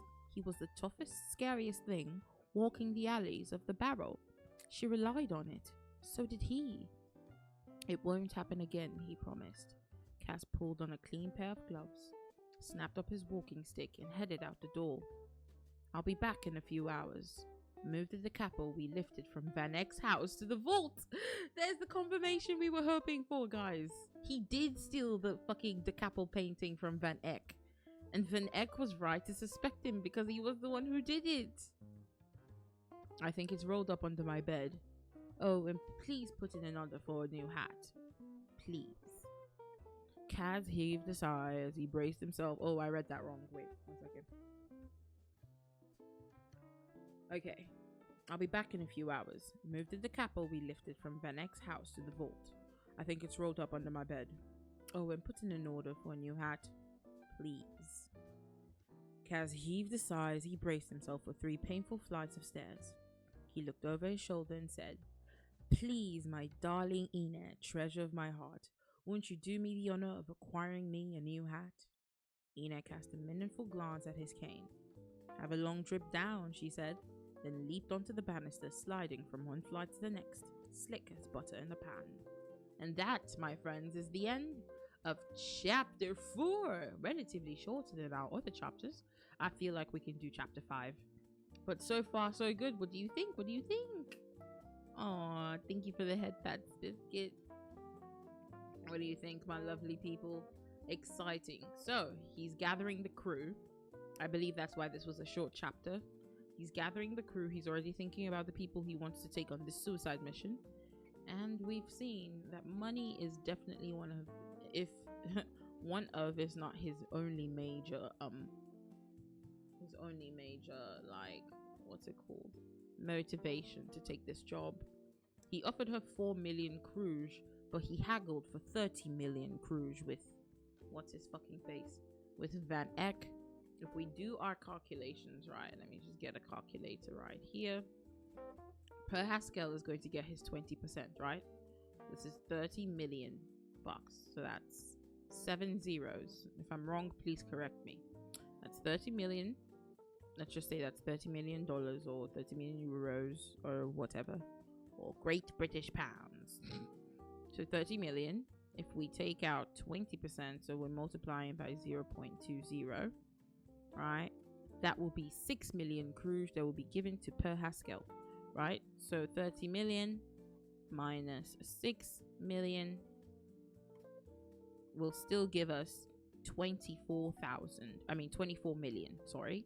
So 24 million Cruz for distribution between the 6 people he wishes to take on this, on this suicide journey. But if we're doing quick maths, all right. Hi, Jazz. Hello there. Can we get a shout out for Jazz, please? Thank you for your daily offering, dearest. All right. So we're doing some quick maths. I want to see how much Kaz wants to take for himself, right? I need a pen for this. Genuinely. I need a pen and some paper. I'll just use this tissue paper there. And then, okay, so there's 24 million left. Right? 24 million. That's 1, 2, 3. 1, 2, 3. Okay, tissue paper is not good to write on, guys. Use a paper. Just use a paper. Ugh. But I'm too lazy. Oh, there's a paper right there. Awesome. So we've got 24 million CROWS. All right, 1, 2, 3, 4, 5, 6. That's 6 zeros. Hope stream is it's treating you well. It is, darling. Lucy, right now, yeah, you know I gotta do maths even when I don't want to and I fucking hate it. But I'm just gonna put euros here because I hate the dollar. It's personal. I also hate the pound. Also personal. I just hate the euro less. Anyways, put that there. Kaz is going to be giving Ine how much? He's going to be giving her 4 million, right? So that's just 4 with 6 zeros. So I want to find out the amount Kaz is going to be taking for himself if he gives 4 million to 6 people. So that will be 4 million times 6, which would technically be 4 million times 6. I'm about to embarrass myself on stream because I don't know how to do math. Anyway, 4 million times 6 is 24 million. Is he not taking anything for himself? 24 million is all that's left after he's giving Per Haskell his 6 million. It's 30 million CROWS, unless I'm wrong and he haggled for more with Van Eck. Let's go back to chapter 3. Sorry, I'm just trying to find out how much this is going to make him that he's willing to do this to himself. And he has a bad leg, guys. And he wants to do it with 6 people. That's bullshit. Okay. Okay. Blah blah blah blah. Blah blah blah blah. 30 million CROWS. You said 20. You said 20. Yeah, my memory is impeccable. It is 20 million. I mean 30 million. Fucking hell, I cannot read to save my life. Okay. So if he offered her 4 million CROWS, well, we cannot assume that he's going to give everybody else 4 million CROWS as well. But if you want 6 people, that's 6. That's 4 million times 6, which is 24. He's not going to take anything for himself. He's gonna divide it evenly. So Kaz is going to give everybody on the team 4 million CROWS after he's giving Per Haskell his 20%. That's if he gives Per Haskell his 20%. Because I won't be surprised if after he goes on this heist, he comes back an entirely different man. And he's like, I shouldn't give you shit, old man. And he just, you know, takes over the entire barrel and the dregs for himself. So yeah, everybody who goes on this gets 4 million CROWS if he keeps to his word, including himself, if he also gives Per Haskell his 6 million cut. Damn, that's crazy. What would you do with $4 million? I know what I would do. All right, guys, stretch your legs, get a snack, drink some water. We're hurrying on to chapter 5. Let's see how many pages await us. 1, 2, 3, 4, 5, 6, 7, 8, 9, 10, 11. All right, it's not that long. Another short chapter. Let's do this. Are we ready? Are we ready? Please feel free to use me as background noise. I certainly don't mind. Believe me when I say it is an honor. All right. There we go. Cass followed East Stav towards the harbor, through the beginnings of the Barrel's gambling district. The Barrel was bracketed by 2 major canals, East Stav and West Stav, each catering to a particular clientele, and separated by a tangle of narrow streets and minor waterways. The buildings of the Barrel were different from anywhere else in Ketterdam, bigger, wider, painted in every garish colour, clamouring for attention from passerby. The treasure chest, the golden bend, Weddell's riverboat. The best of the betting halls were located further north, in the prime real estate of the Lid, the section of the canal closest to the harbours, favourably situated to attract tourists and sailors coming into port. But not the Crow Club, Kaz mused as he looked up at the black and crimson facade. It had taken a lot to lure tourists and risk hungry merchants this far south for entertainment. Now the hour was coming up on 4 bells, and the crowds were still thick outside the club.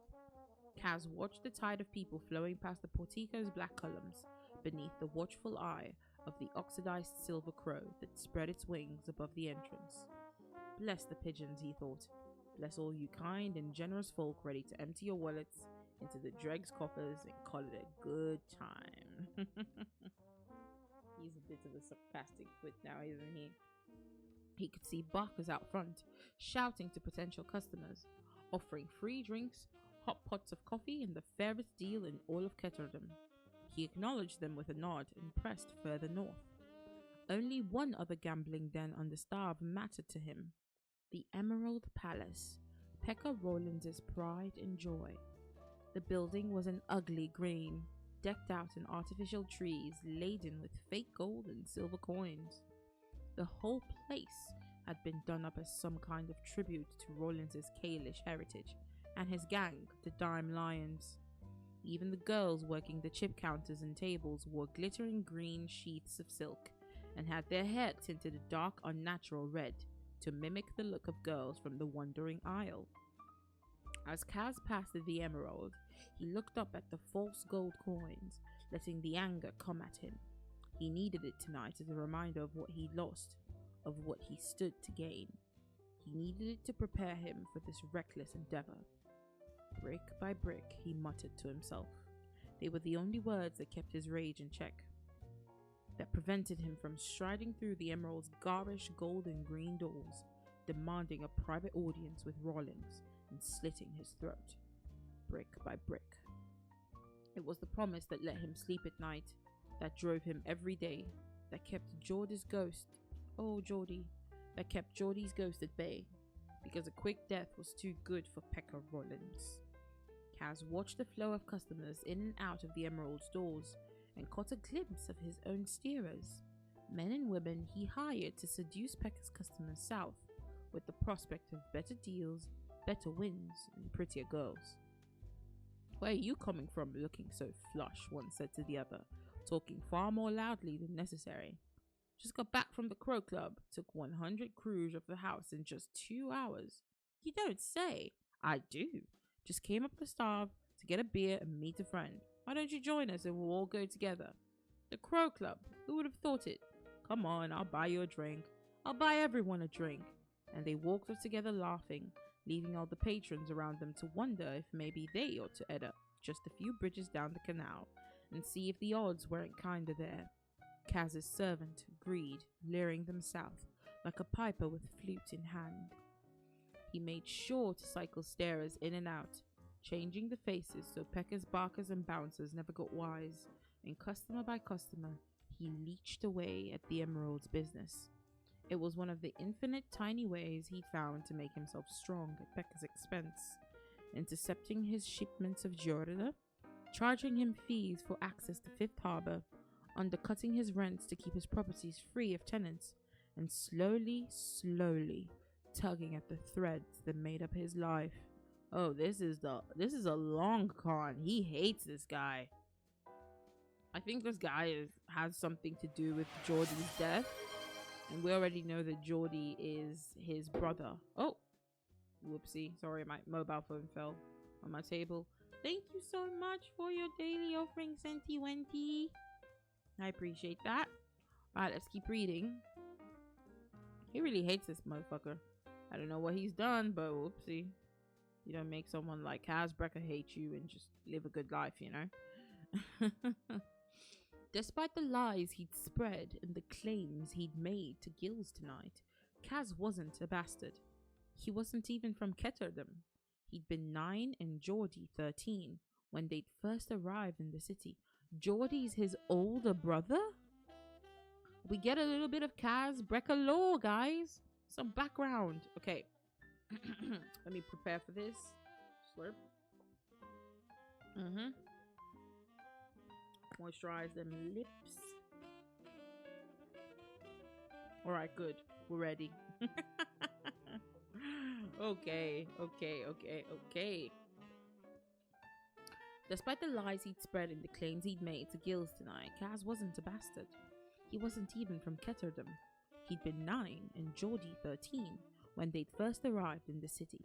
A check from the sale of their father's farm soon safely into the inner pocket of Geordie's old coat. Kaz could see himself as he was then, walking the starve with dazzled eyes, hand tucked into Geordie's so he wouldn't be swept away by the crowd. He hated the boys they'd been, 2 stupid pigeons waiting to be plucked. But those boys were long gone, and only Pekka Rollings was left to punish. One day, Rollings would come to Kaz on his knees begging for help. If Kaz managed this job for Van Eck, that day would come much sooner than he ever could have hoped. Brick by brick, I will destroy you. But if Kaz had any hope of getting into the ice court, he needed the right crew, and the next hour's business would bring him a step closer to securing 2 very vital pieces of the puzzle. He turned onto a walkway bordering one of the smaller canals. The tourists and merchants like to keep it well-lit thoroughfares, so the foot traffic here was sparser, and he made better time. Soon, the lights and music of Weststaff came into view, the canal choked with men and women of every class and country seeking diversion. Alright guys, so we're seeing that the Weststaff is the rich place, right? It's where the rich gambling dens are, the rich brothels, the rich, they cater to the richer clientele, while the East Staff is where the poorer guys are, right? And it's also about direction. So up north, richer, down south, poorer, right? Because we can see that the Crow Club is down south. That's Kaz's club, and this particular club that he hates, that belongs to this Pekka Rollins character, is in the West Stav and north. So let's see. He turned onto a walkway bordering one of the smaller canals. The tourists and merchants liked to keep to well-lit thoroughfares, so the foot traffic here was sparser, and he made better time. Soon, the lights and music of Weststaff came into view. The canal choked with men and women of every class and country seeking diversion. Music floated out of parlours where the doors had been flung open, and men and women lounged on couches in little more than scraps of silk and gaudy baubles. Acrobats dangled from cords over the canal, lithe bodies garbed in nothing but glitter, while street performers played their fiddles, hoping to garner a coin or 2 from passerby. Hawkers shouted at the sleek private gondolas of rich merchants in the canal, and the larger rowboats that brought tourists and sailors inland from the lid. A lot of tourists never entered the brothels of West Stav. They just came to watch the crowd, which was a sight in itself. Many people chose to visit this part of the barrel in disguise. Oh, never mind. West Stav is the poor place. East seems to be the rich place, I think. Or maybe I've just gotten it all entirely wrong. Let's just keep reading. A lot of tourists never entered the brothels of West Stav. They just came to watch the crowd, which was a sight in itself. Many people chose to visit this part of the barrel in disguise, in veils or masks or capes, with nothing but the glint of their eyes visible. They bought their costumes in one of the specialty shops of the main canals, and sometimes disappeared from their companions for a day or a week, or however long their funds held out. They dressed as Mr. Crimson or the Lost Bride, or wore the grotesque goggle-eyed mask of the Madman, all characters from the comedy Brute. And then there were the Jackals, a group of rowdy men and boys who cavorted through the barrel in the red lacquered masks of Suli fortune tellers. Kaz remembered when Ine had first seen the jackal masks in a shop window. She hadn't been able to contain her contempt. Real Suli fortune tellers are rare. They're holy men and women. These masks that are handed around like party favors are sacred symbols. I've seen Suli tellers ply their trade in caravans and pleasure ships, Ine. They didn't seem so very holy. They are pretenders, making themselves clowns for you and your ilk. My ilk? Kaz had laughed. She'd waved her hand in disgust. Shivrati, she'd said. No nothings. They're laughing at you behind those masks. Not at me, Ine. I'd never lay down good coin to be told my future by anyone. fraud or holy man. Fate has plans for us all, Kaz. Was it fate that took you from your family and stuck you in the pleasure house in Ketterdam? Or was it just very bad luck? I'm not sure yet, she said coldly. In moments like that, he thought she might hate him. Kaz wove his way through the crowd, a shadow in a riot of colour. Each of the major pleasure houses had a specialty, some more obvious than others. He passed the Blue Iris, the Bandicat, bearded men glowering from the windows of the Forge, the Obscura, the Willow Switch, the dewy-eyed blondes at the House of Snow, and of course, the Menagerie, also known as the House of Exotics, where Ine had been forced to don fake Sully silks. He spotted Tante Helen in her... Oh, Tante. I think it to be Tante, not Tante, because it reads like French, like aunt, which is Tante. Tante Helene in her peacock feathers and famous diamond choker, holding court in the gilded harbour. She ran the menagerie, procured the girls, made sure they behaved. When she saw Kaz, her lips thinned to a sour line, and she lifted her glass, the gesture more threat than toast. He ignored her and pressed on. The House of the White Rose was one of the more luxurious establishments on West Stav. It had its own dock, and its gleaming white stone facade looked less like a pleasure house than a merchant mansion.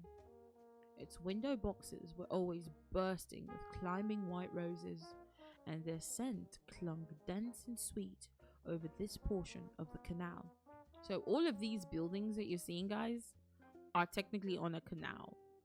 Alright? Don't forget that they're a port city, and if we look at the map, they're right in the middle of the ocean. So I think they're an island, actually. Let me look at the map again. They're pretty much surrounded on all sides by water. Oh no, they're not. So they look like a peninsula, actually. So Ketterdam has its own... Okay, so it's next to a series of Great Lakes, which I feel is connected to the Shu-Han Ocean by a couple of rivers. So no, they're not an island, but they're like the closest one to an island. So it makes sense that they're like a port city. And they said that they come in from the lid. There's a land bridge that leads from Ketterdam or Kerch to the Shu-Han Ocean. Anyways, let's just continue. The parlor was even stickier with perfume. Wait, perfume, Labao. Wait, let me see. Have I read this part? Yes. The parlor was even stickier with perfume. Huge alabaster vases overflowed with more white roses, and men and women, some masked or veiled, some with faces bare, waited on ivory couches, sipping near colourless wine and nibbling little vanilla cakes soaked in almond liqueur. The boy at the desk was dressed in a creamy velvet suit, a white rose in his buttonhole. He had white hair and eyes the colour of boiled eggs. Barring the eyes, he looked like an albino, but Kaz happened to know that he'd been tailored to match the decor of the house by a certain Grisha on the payroll. Sounds good, I know. So fancy. Mr. Becker, the boy said. Nina is with a client. Kaz nodded and slipped down the hallway behind a potted rose. Boiled eggs, I know. I'm like, do you mean white? So his eyes are white and so is his hair?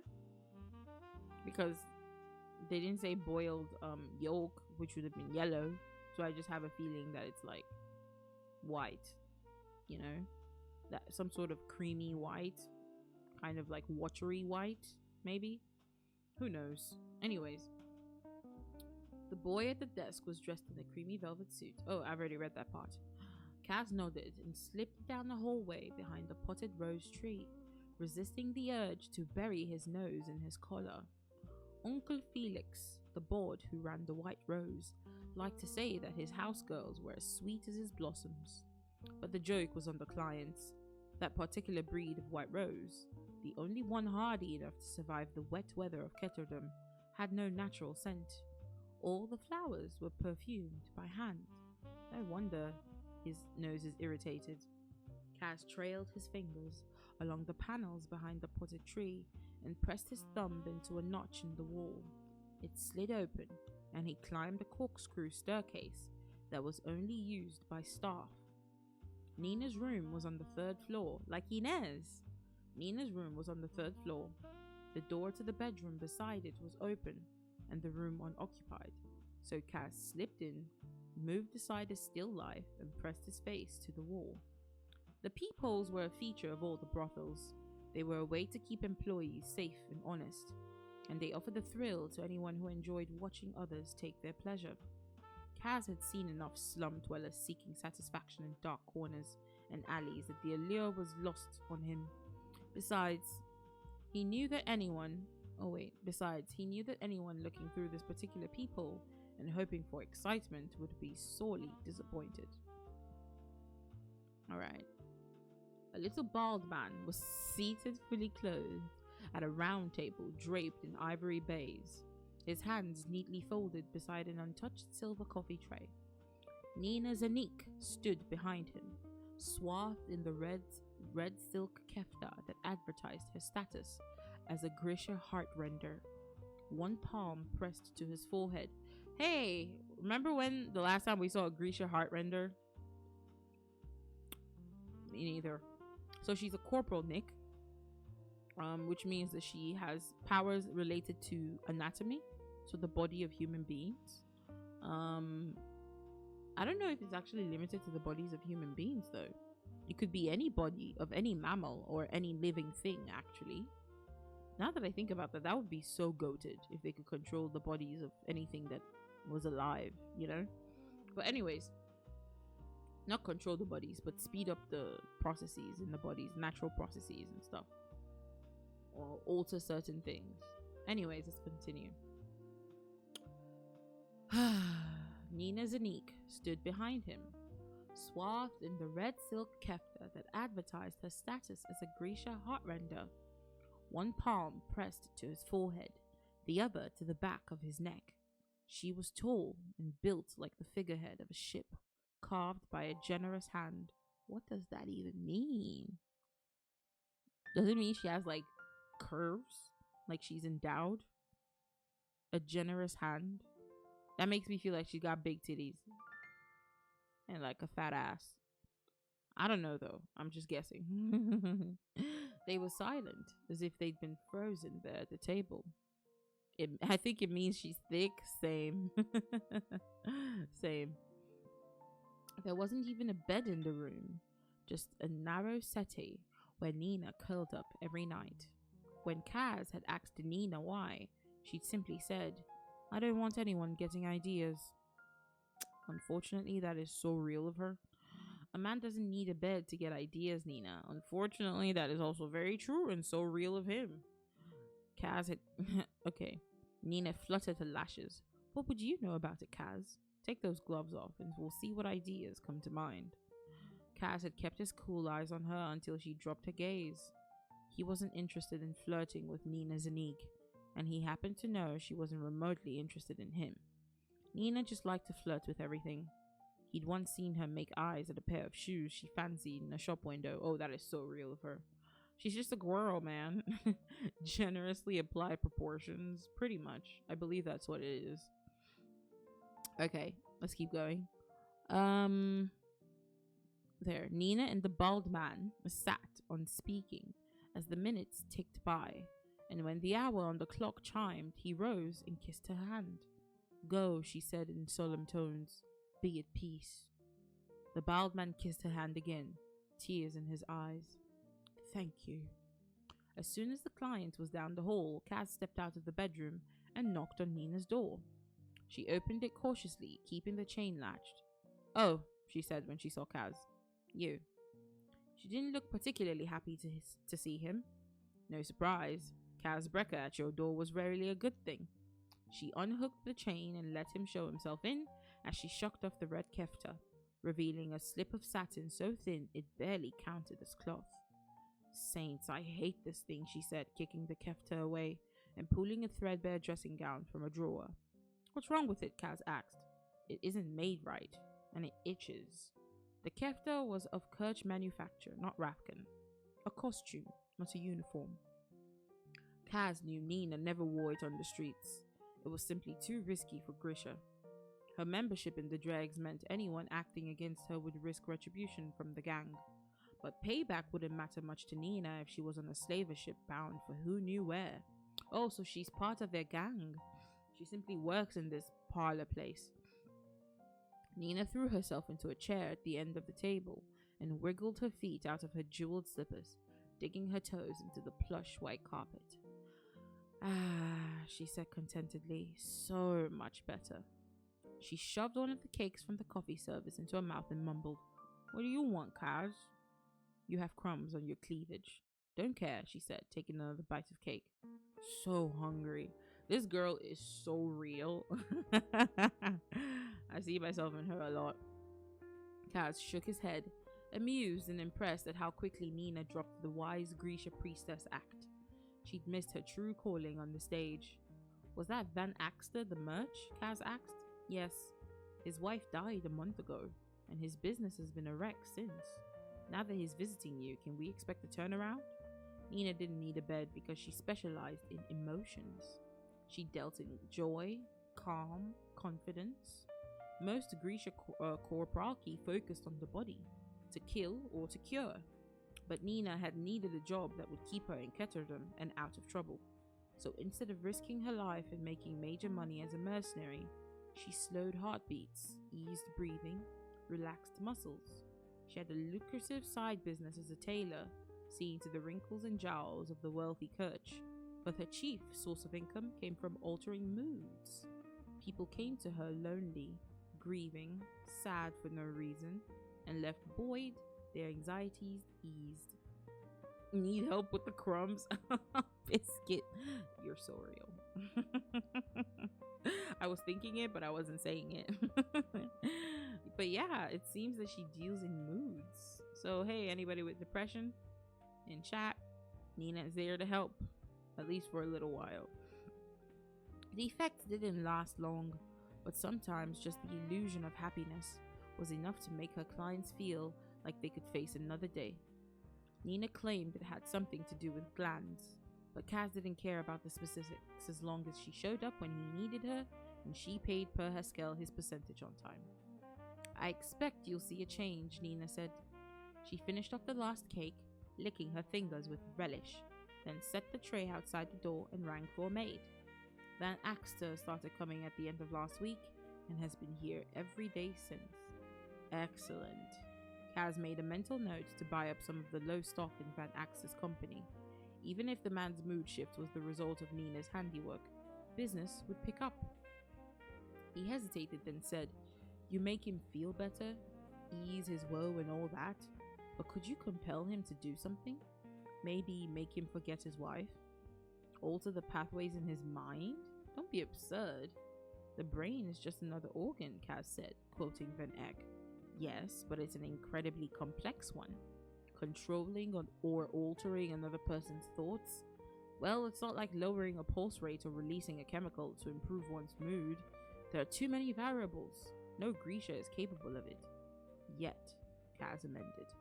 So you treat the symptom, but not the cause. She shrugged. He's avoiding the grief, not treating it. If I'm his solution, he'll never really get over her death. Will you send him on his way then? Advise him to find a new wife and stop darkening your door? She ran a brush through her light brown hair and glanced at him in the mirror. Does Per Haskell have plans to forgive my debt? None at all. Well, then Van Axter must be allowed to grieve in his own way. I have another client scheduled in half an hour. What business do you have, Kaz? Your client will wait. What do you know about Yurda Perem? Nina shrugged. There are rumors, but they sound like nonsense to me. With the exception of the Council of Tides, the few Grisha working in Ketterdam all knew each other and exchanged information readily. Most were on the run from something, eager to avoid drawing the attention of slavers or interest from the Rafkin government. They aren't just rumors. Squallers flying, tide makers turning to mist, fabricators making gold from lead. He reached into his pocket and tossed a lump of yellow to her. It's real. Fabricators make textiles. They fuss around with metals and fabric. They can't turn one thing into another. She held the lump up to the light. You could have got this anywhere, she said, just as he had argued to Van Eck a few hours earlier. Without being invited, Kaz sat down on the plush settee and stretched out his bad leg. Jurgen Perem is real, Nina, and if you're still the good little Grisha soldier I think you are, you want to hear what it does to people like you. She turned the lump of gold over in her hands, then wrapped her dressing gown more tightly around her and curled up at the end of the settee. Again, Kaz marveled at the transformation. In these rooms, she played the part her clients wanted to see. The powerful Grisha, serene in her knowledge, but sitting there with her brow furrowed and her feet tucked under her, she looked like what she truly was. A girl of 17, raised in the sheltered luxury of the little palace, far from home and barely getting by every day. Tell me, she said, all these people are minors, man. They're all kids. We have ads in 3 minutes. We'll do words on stream so you guys don't miss anything. Kaz talked. He held back on the specifics of Van Eck's proposal, but he told her about UEUEUEGH, Jurgen Perem, and the addictive properties of the drug, placing particular emphasis on the recent theft of Rafkin military documents. If this is all true, then UEUEUEGH needs to be eliminated. That is not the job, Nina. This isn't about the money, Kaz. It was always about the money. But Kaz knew a different kind of pressure was required.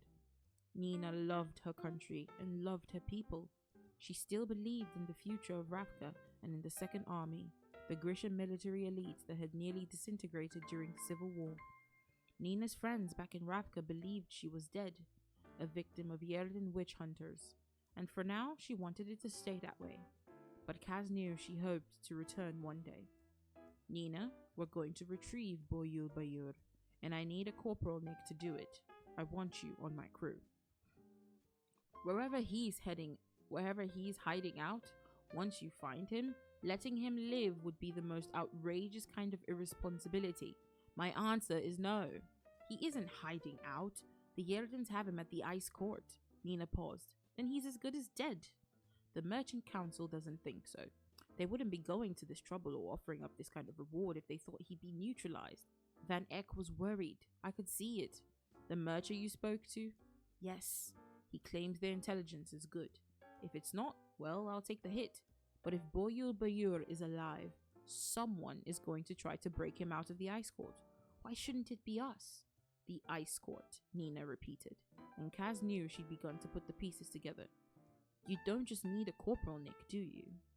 No, I need someone who knows the court inside and out. She leaped to her feet and began pacing, hands on hips, dressing gown flapping. You're a little skiv, you know that? How many times have I come to you, begging you to help Matthias? And now that you want something, Perheskel isn't running a charity. Don't put this on the old man, she snapped. If you wanted to help me, you know you could have. And why would I do that? She whirled on him. Because, when have I ever done something for nothing, Nina? She opened her mouth and closed it again. Do you know how many favors I would have had to call in? How many bribes I've had to pay out to get Matthias Helvar out of prison? The price was too high. Oh, we have ads in 20 seconds. So let's move on, my darling. On to the next slide. Are you ready to play some words on stream? On, my darling, on to the next slide. Are you ready to play some words on stream? Okay, there we go. I'm gonna take some water. My mouth hurts. Holy shit.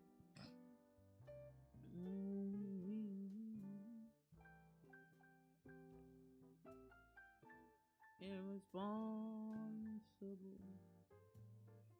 Sound me impractical. Though independable too.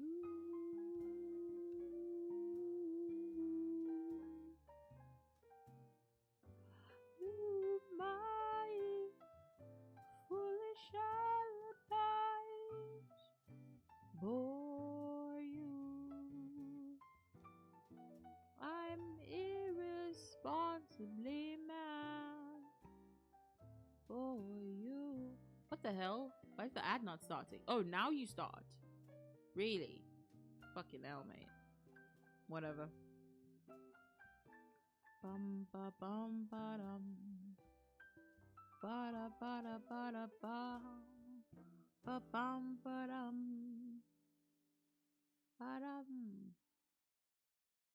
Ba dum bum ba dum bum.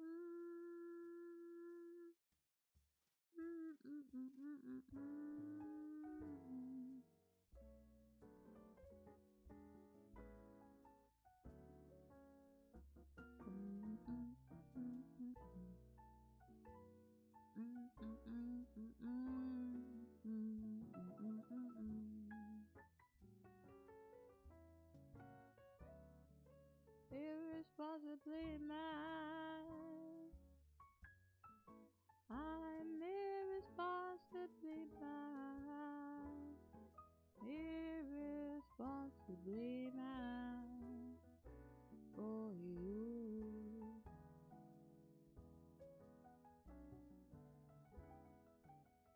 Uh-oh. I did the Baka thing. Uh-oh. I'm gonna have to fix that after stream. Senti, you did your best, darling. Well, one more time.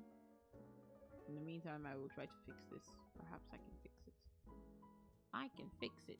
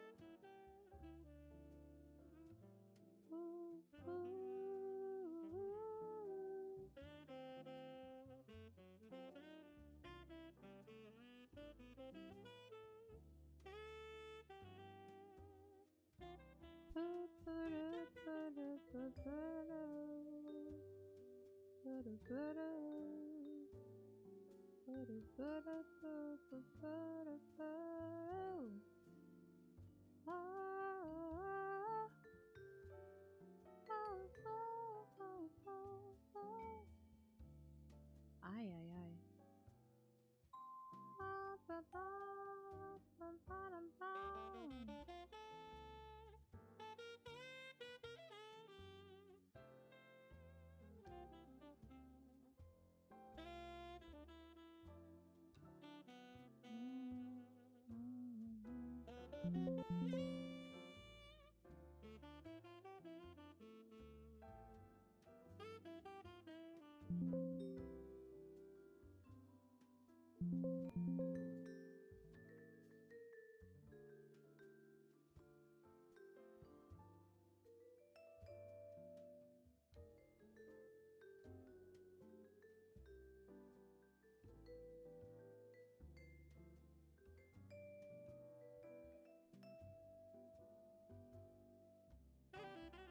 Alright, I think ads are almost over.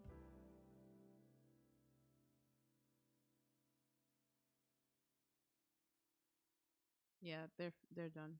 Alright, back to the games. Thank you, Senti, for trying your hardest. We appreciate your big brain and your hard work. Your big brain and your hard work, always. Alright, let's get back to reading. We're nearly done, everybody. I hope you're having oodles of fun. I certainly am. Alright, let's get back to it. My head hurts a little bit. I have just a teensy-weensy bit of a headache, unfortunately. Alright then, let's continue. Ah yes, So apparently Nina has been asking Kraz to break a certain person out of prison, and he never has. But now he needs someone who knows the inside and outside of the ice court. And apparently this person in prison fits that very well. So I think that he's going to break him out. You still need to write that fan fiction? Yes, I do. In fact, I should probably do it today, but my head hurts. I don't know if I have the patience to think fan fiction like. But I promise I will write it. I will write a very good smutty fic of Riot Leslie and who else was it? Riot Leslie and somebody else. I will make them pound. Just you wait. Just trust me. I will make them eat their cookies so good. Don't worry. I'll try and find you an idea. Drop it in the suggestion. Drop it in the suggestion channel. We have it for that reason. If we have more than one suggestion, right now we only have that one suggestion. Senti made it. It was Riot Leslie and one other person. If we get a separate suggestion, maybe if it's just two, I'll write fanfic for both of them. Right? I'll just make it 500 words, 500 words. But if it is more than two, then I'll make a poll and then we'll choose which one I write fanfiction about. And I'll make it smutty. I will. But you guys gotta give me creative liberty in how I write the smut, by the way. So I'll make it good, Yahweh. Just you wait. Just you wait. Just trust me. Just trust me. Trust me. Alright, let's keep reading. Alright.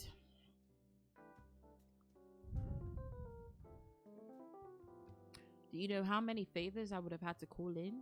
How many bribes I would have to have paid to get Matthias Helver out of prison? The price was too high. And now, she managed, her eyes still blazing anger. Now, Helver's freedom is worth something. He held up a hand to cut her off. Worth something to me. Nina pressed her fingers to her temples. Even if you could get to him, Matthias would never agree to help you. It's just a question of leverage, Nina. You don't know him, don't I? He's a person like any other, driven by greed and pride and pain. You should understand that better than anyone. Helver is driven by honor and only honor. You can't bribe or bully that. That may have been true once, Nina, but it's been a very long year. Helver is much changed. You've seen him? Her green eyes were wide, eager. There, thought Kaz. The barrel hasn't beating the hope out of you yet. I have. Nina took a deep, shuddering breath. He wants his revenge, Kaz. That's what he wants, not what he needs, said Kaz. Leverage is all about knowing the difference. And that brings us to the end of chapter 5. Whoa, whoa, whoa. Look at us, people, moving through 2 chapters in one stream. I didn't even realize we were that close to the end of the chapter. If not, I would have taken the break. I would have dismissed the break and I would have, like, shoved it out of the way. This is crazy. We're doing great, in my humblest of opinions. So, what did we think, my loves? Tell me. How are we feeling?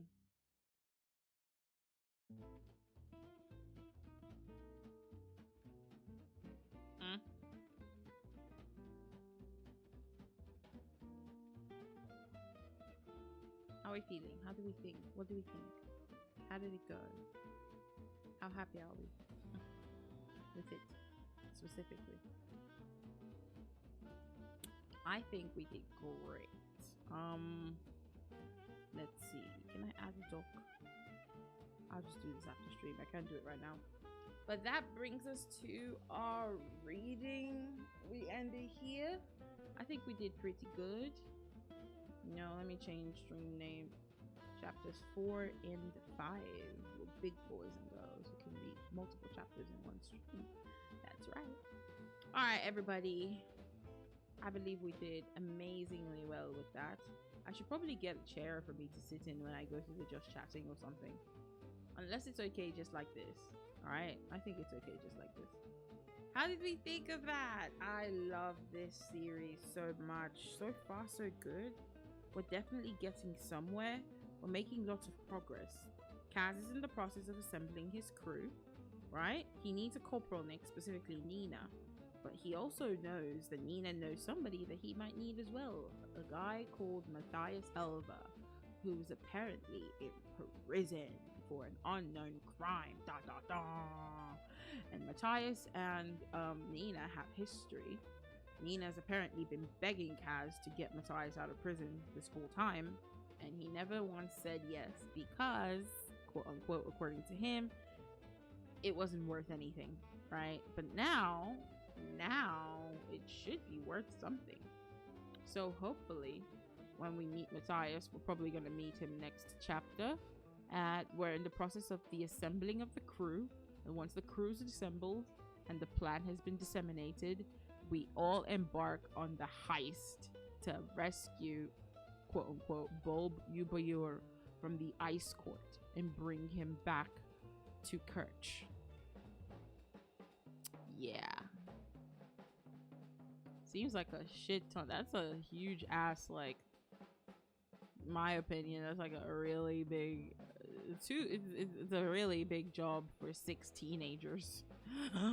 But hey, when have people ever gone to adults when they need something done? Nope, they always go to the kids. Nobody else can get shit done. It's just the kids. Nobody else. Just the kids. Side quest time. Baby Lucy, you did great. Oh, guys, thank you. We did good. We did great. We all enjoyed it together, and I'm proud of all of us, but I'm especially proud of you. Thank you so much for listening, and I'm glad that you seem to be enjoying this series. I bought this book years ago. I'm not even kidding. I bought it 4 years ago now. Is it 4 or 3? Around 3 years ago now. I went in and I bought the whole fucking series, and I said to myself, I'm gonna read it because, you know, I'm a very avid reader. But I was going through a slump then, some sorts of long-term depression type shit, and so I never touched any of the books in my beautiful library, even though it was always my dream to grow up and when I have my own place, fill it with books on every surface, on every available flat surface. Books, tumbling on top of each other, stacked on top of each other, everywhere. Just books, half-read books, finished books, untouched books, just books. But, you know, I couldn't for reasons. Books are kind of expensive, and I had to focus and prioritize other things. And even when I did get books, I never had time to read them because I was too busy doing other things to survive, which, you know, is great. That's fine. I don't hate it. You know, whatever. I missed reading is what I'm trying to say. I missed reading from actual books. So this is good. Awesome. Thank you, Mayo. Thank you. I'm so glad you're still here. Baby Lucy, I'm putting you in my mouth. Oh, please spit me out again when you're done. I have to go to my job in the morning. And I must not be late, or else I will be late to leave the job. And nobody wants that. Side quest time, period. So they're gonna break somebody out of a prison before they then go break somebody out of the ice court. And I feel like it's not really a premonition because this prison is probably nothing in terms of the security as the ice court. But oh well, that's not our problem, is it? It's Kaz Brecker's problem. And if he wants to take a bite out of that apple, then that's his prerogative, not ours. I wish him all the best of luck, though. I know breaking out this Matthias Helver character is probably going to be easy for him, but the real challenge is the ice court. That's why this is a duology. It takes 2 whole books for him to do it, and the second book is even fatter than the first book. First book is about the width. Okay, not the width. Would this be the breadth? Length, breadth, and height. I've forgotten. But I'm talking about the book thickness, essentially. It is the thickness of almost my entire pinky, right? And the second book, I'll have to get to my, like, shelf to get it. But the second book is pretty much like my thumb and, like, half of my pinky, probably, in terms of thickness. It's quite thick. Is what I'm saying. And a good smoke alarm. Ooh, yeah.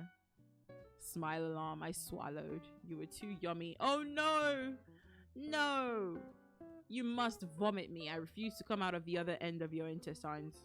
Vomit me out now, sentient. I will not be shat out like a turd. Vomit me out. Do it quickly. Yeah, thank you. I am free. It feels so good, even though I'm covered in slime and stomach juices. Anyways. Chibisky. Hello, Milu. Hello, Milu, my darling, my love. Thank you for the sandwich earlier.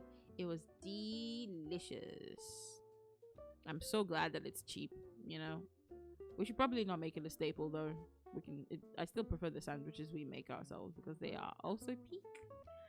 Anyways, guys, I'm afraid that brings us to the end of it. Next Wednesday, please remind me because I suck at remembering these things myself.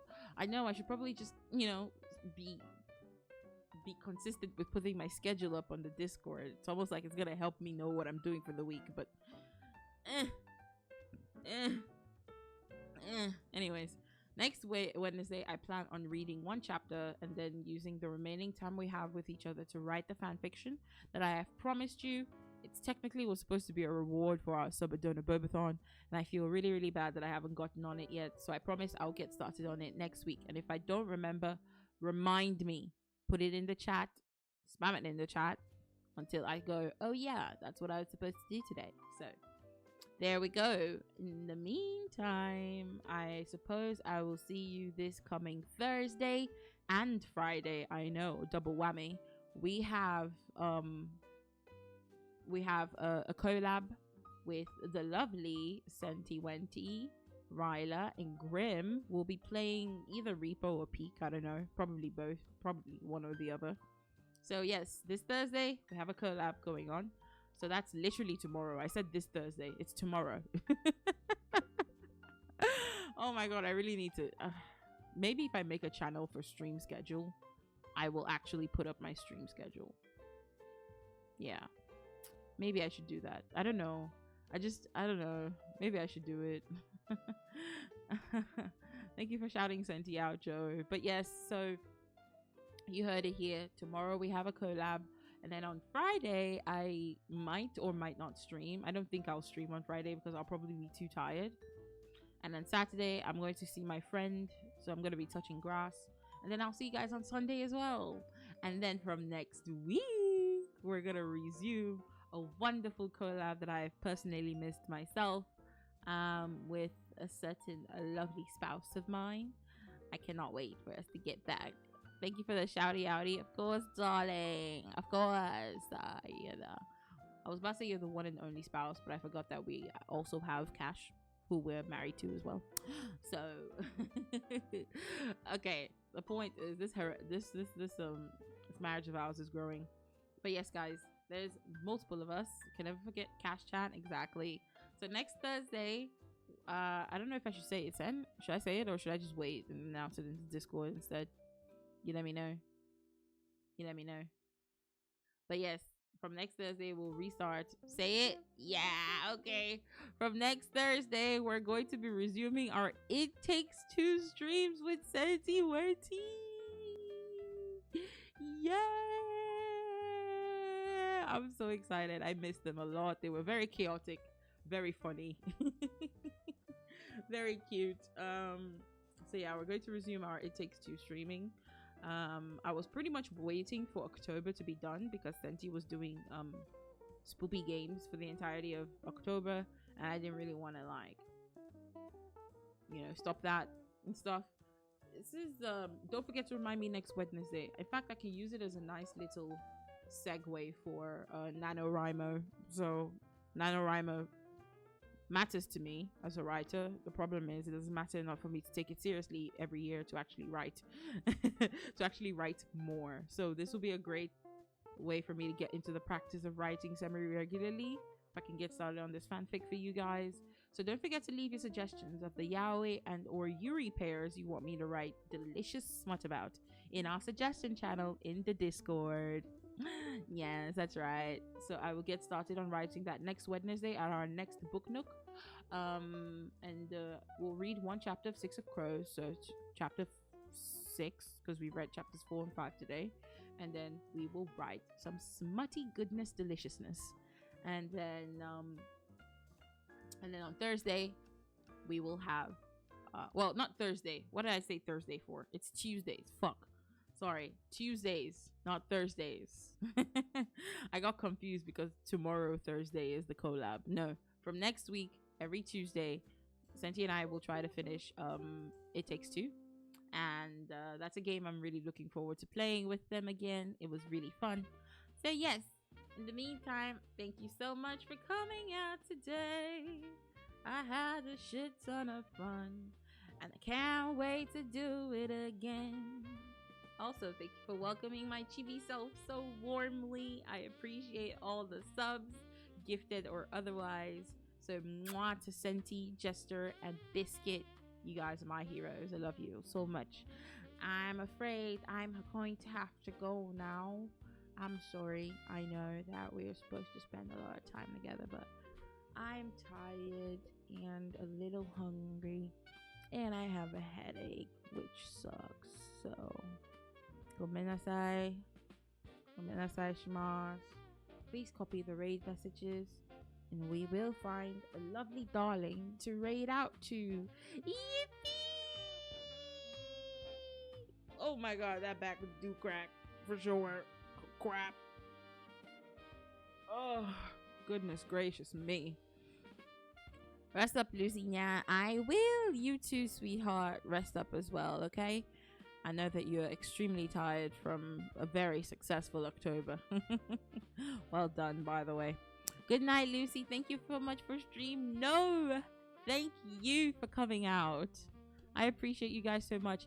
And once again, I would like to offer heartfelt apologies that I'm not doing my singing streams. They were supposed to go up on Tuesdays, right?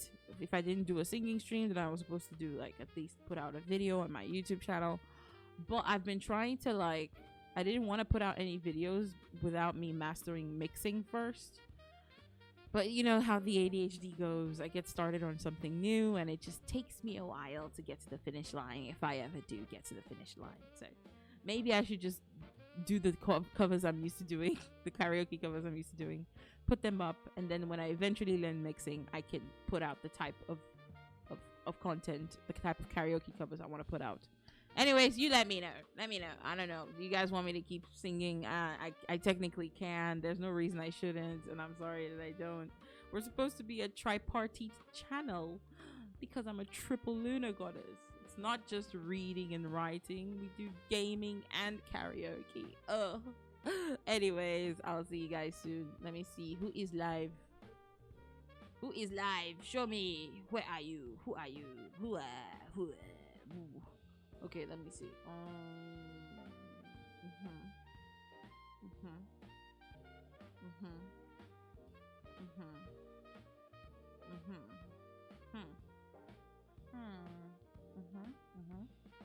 All right, let me see.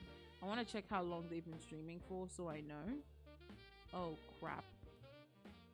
I did not mean to do that. Okay, so she's been streaming for 2 hours.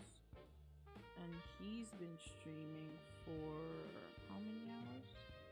So I know whether or not I should raid into them. Did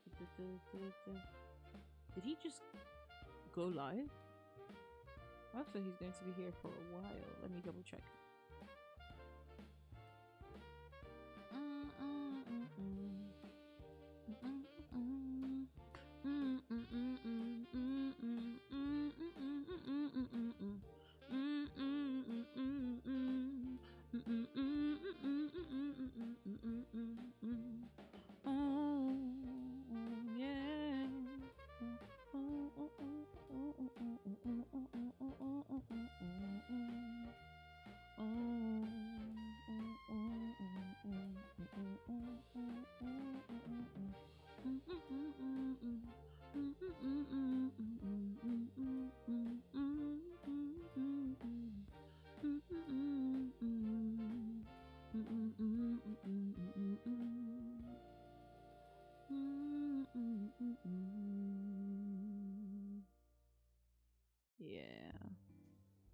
Yes. Okay. Betches. We're gonna go say hi to my baby Ellie. We haven't seen him in quite a bit. He's very, very chill, very quiet, and quite hot as well. So I'll drop you off with him. And don't forget to behave yourselves. Take up your socks. Don't forget to take your chargers and your phones and whatever else you left here. I know you can get really cozy in the haven, and that's the point. But please don't forget your dirty things. It takes quite a while for me to clean up after you. So come on, chop chop, grab all your stuff. We're heading out to Ellie's stream. Joe reheating my nachos. What on earth? The casual impromptu singing is great. Thank you, Biscuit. I love you so much. Mwah. I did the Discord and socials earlier. Oh, Lamau. That's what you meant by reheating my nachos. I thought it was an innuendo I just didn't get. Also, congratulations, New York. I hope our new communist mayor, not communist, he's socialist, but I hope he does some socialism. Anyways, let's see. WNYC, yes. WNYC, Virginia, and the 3 others that had Democratic winners. Congratulations, guys. I'm very happy for New York. I've been rooting for Zoran since I started him on TikTok, so good luck. I wouldn't have gotten the innuendo either, Lucy. Real of you, bro. All right, there. Let's go see my friend Elegance VT, who is currently playing Honkai Star Rail. Look at him with his abs. Ugh. Every streamer, every VTuber I know is just so hot. And for what? Like, we don't need to serve this much cunt, but we do anyway. The burden of being beautiful. I'm not serious. All right, guys, please grab the grab the correct raid message. Let me say goodbye to my darlings one more time. Thank you for such a lovely, lovely time. I will see you when next I see you, which is tomorrow, with for our collab. I probably won't see you on Friday because I've seen you tomorrow as well, so I'll be tired. If I'm not tired, maybe I'll pop by, or maybe I'll just be in Discord stream. Who knows? Keep an eye out anyways. But thank you guys. I had fun. W chat. Mwah. I love you, my feralies. I'll see you later, and bye-bye. Until I see you, don't forget to stay winning. Don't forget to stay pretty. And don't forget to stay tuned.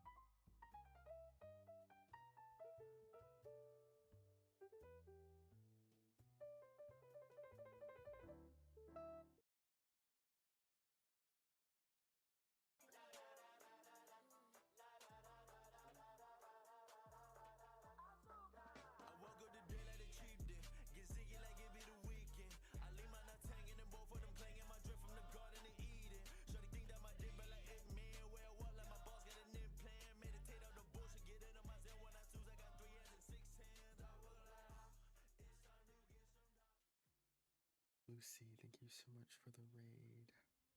How was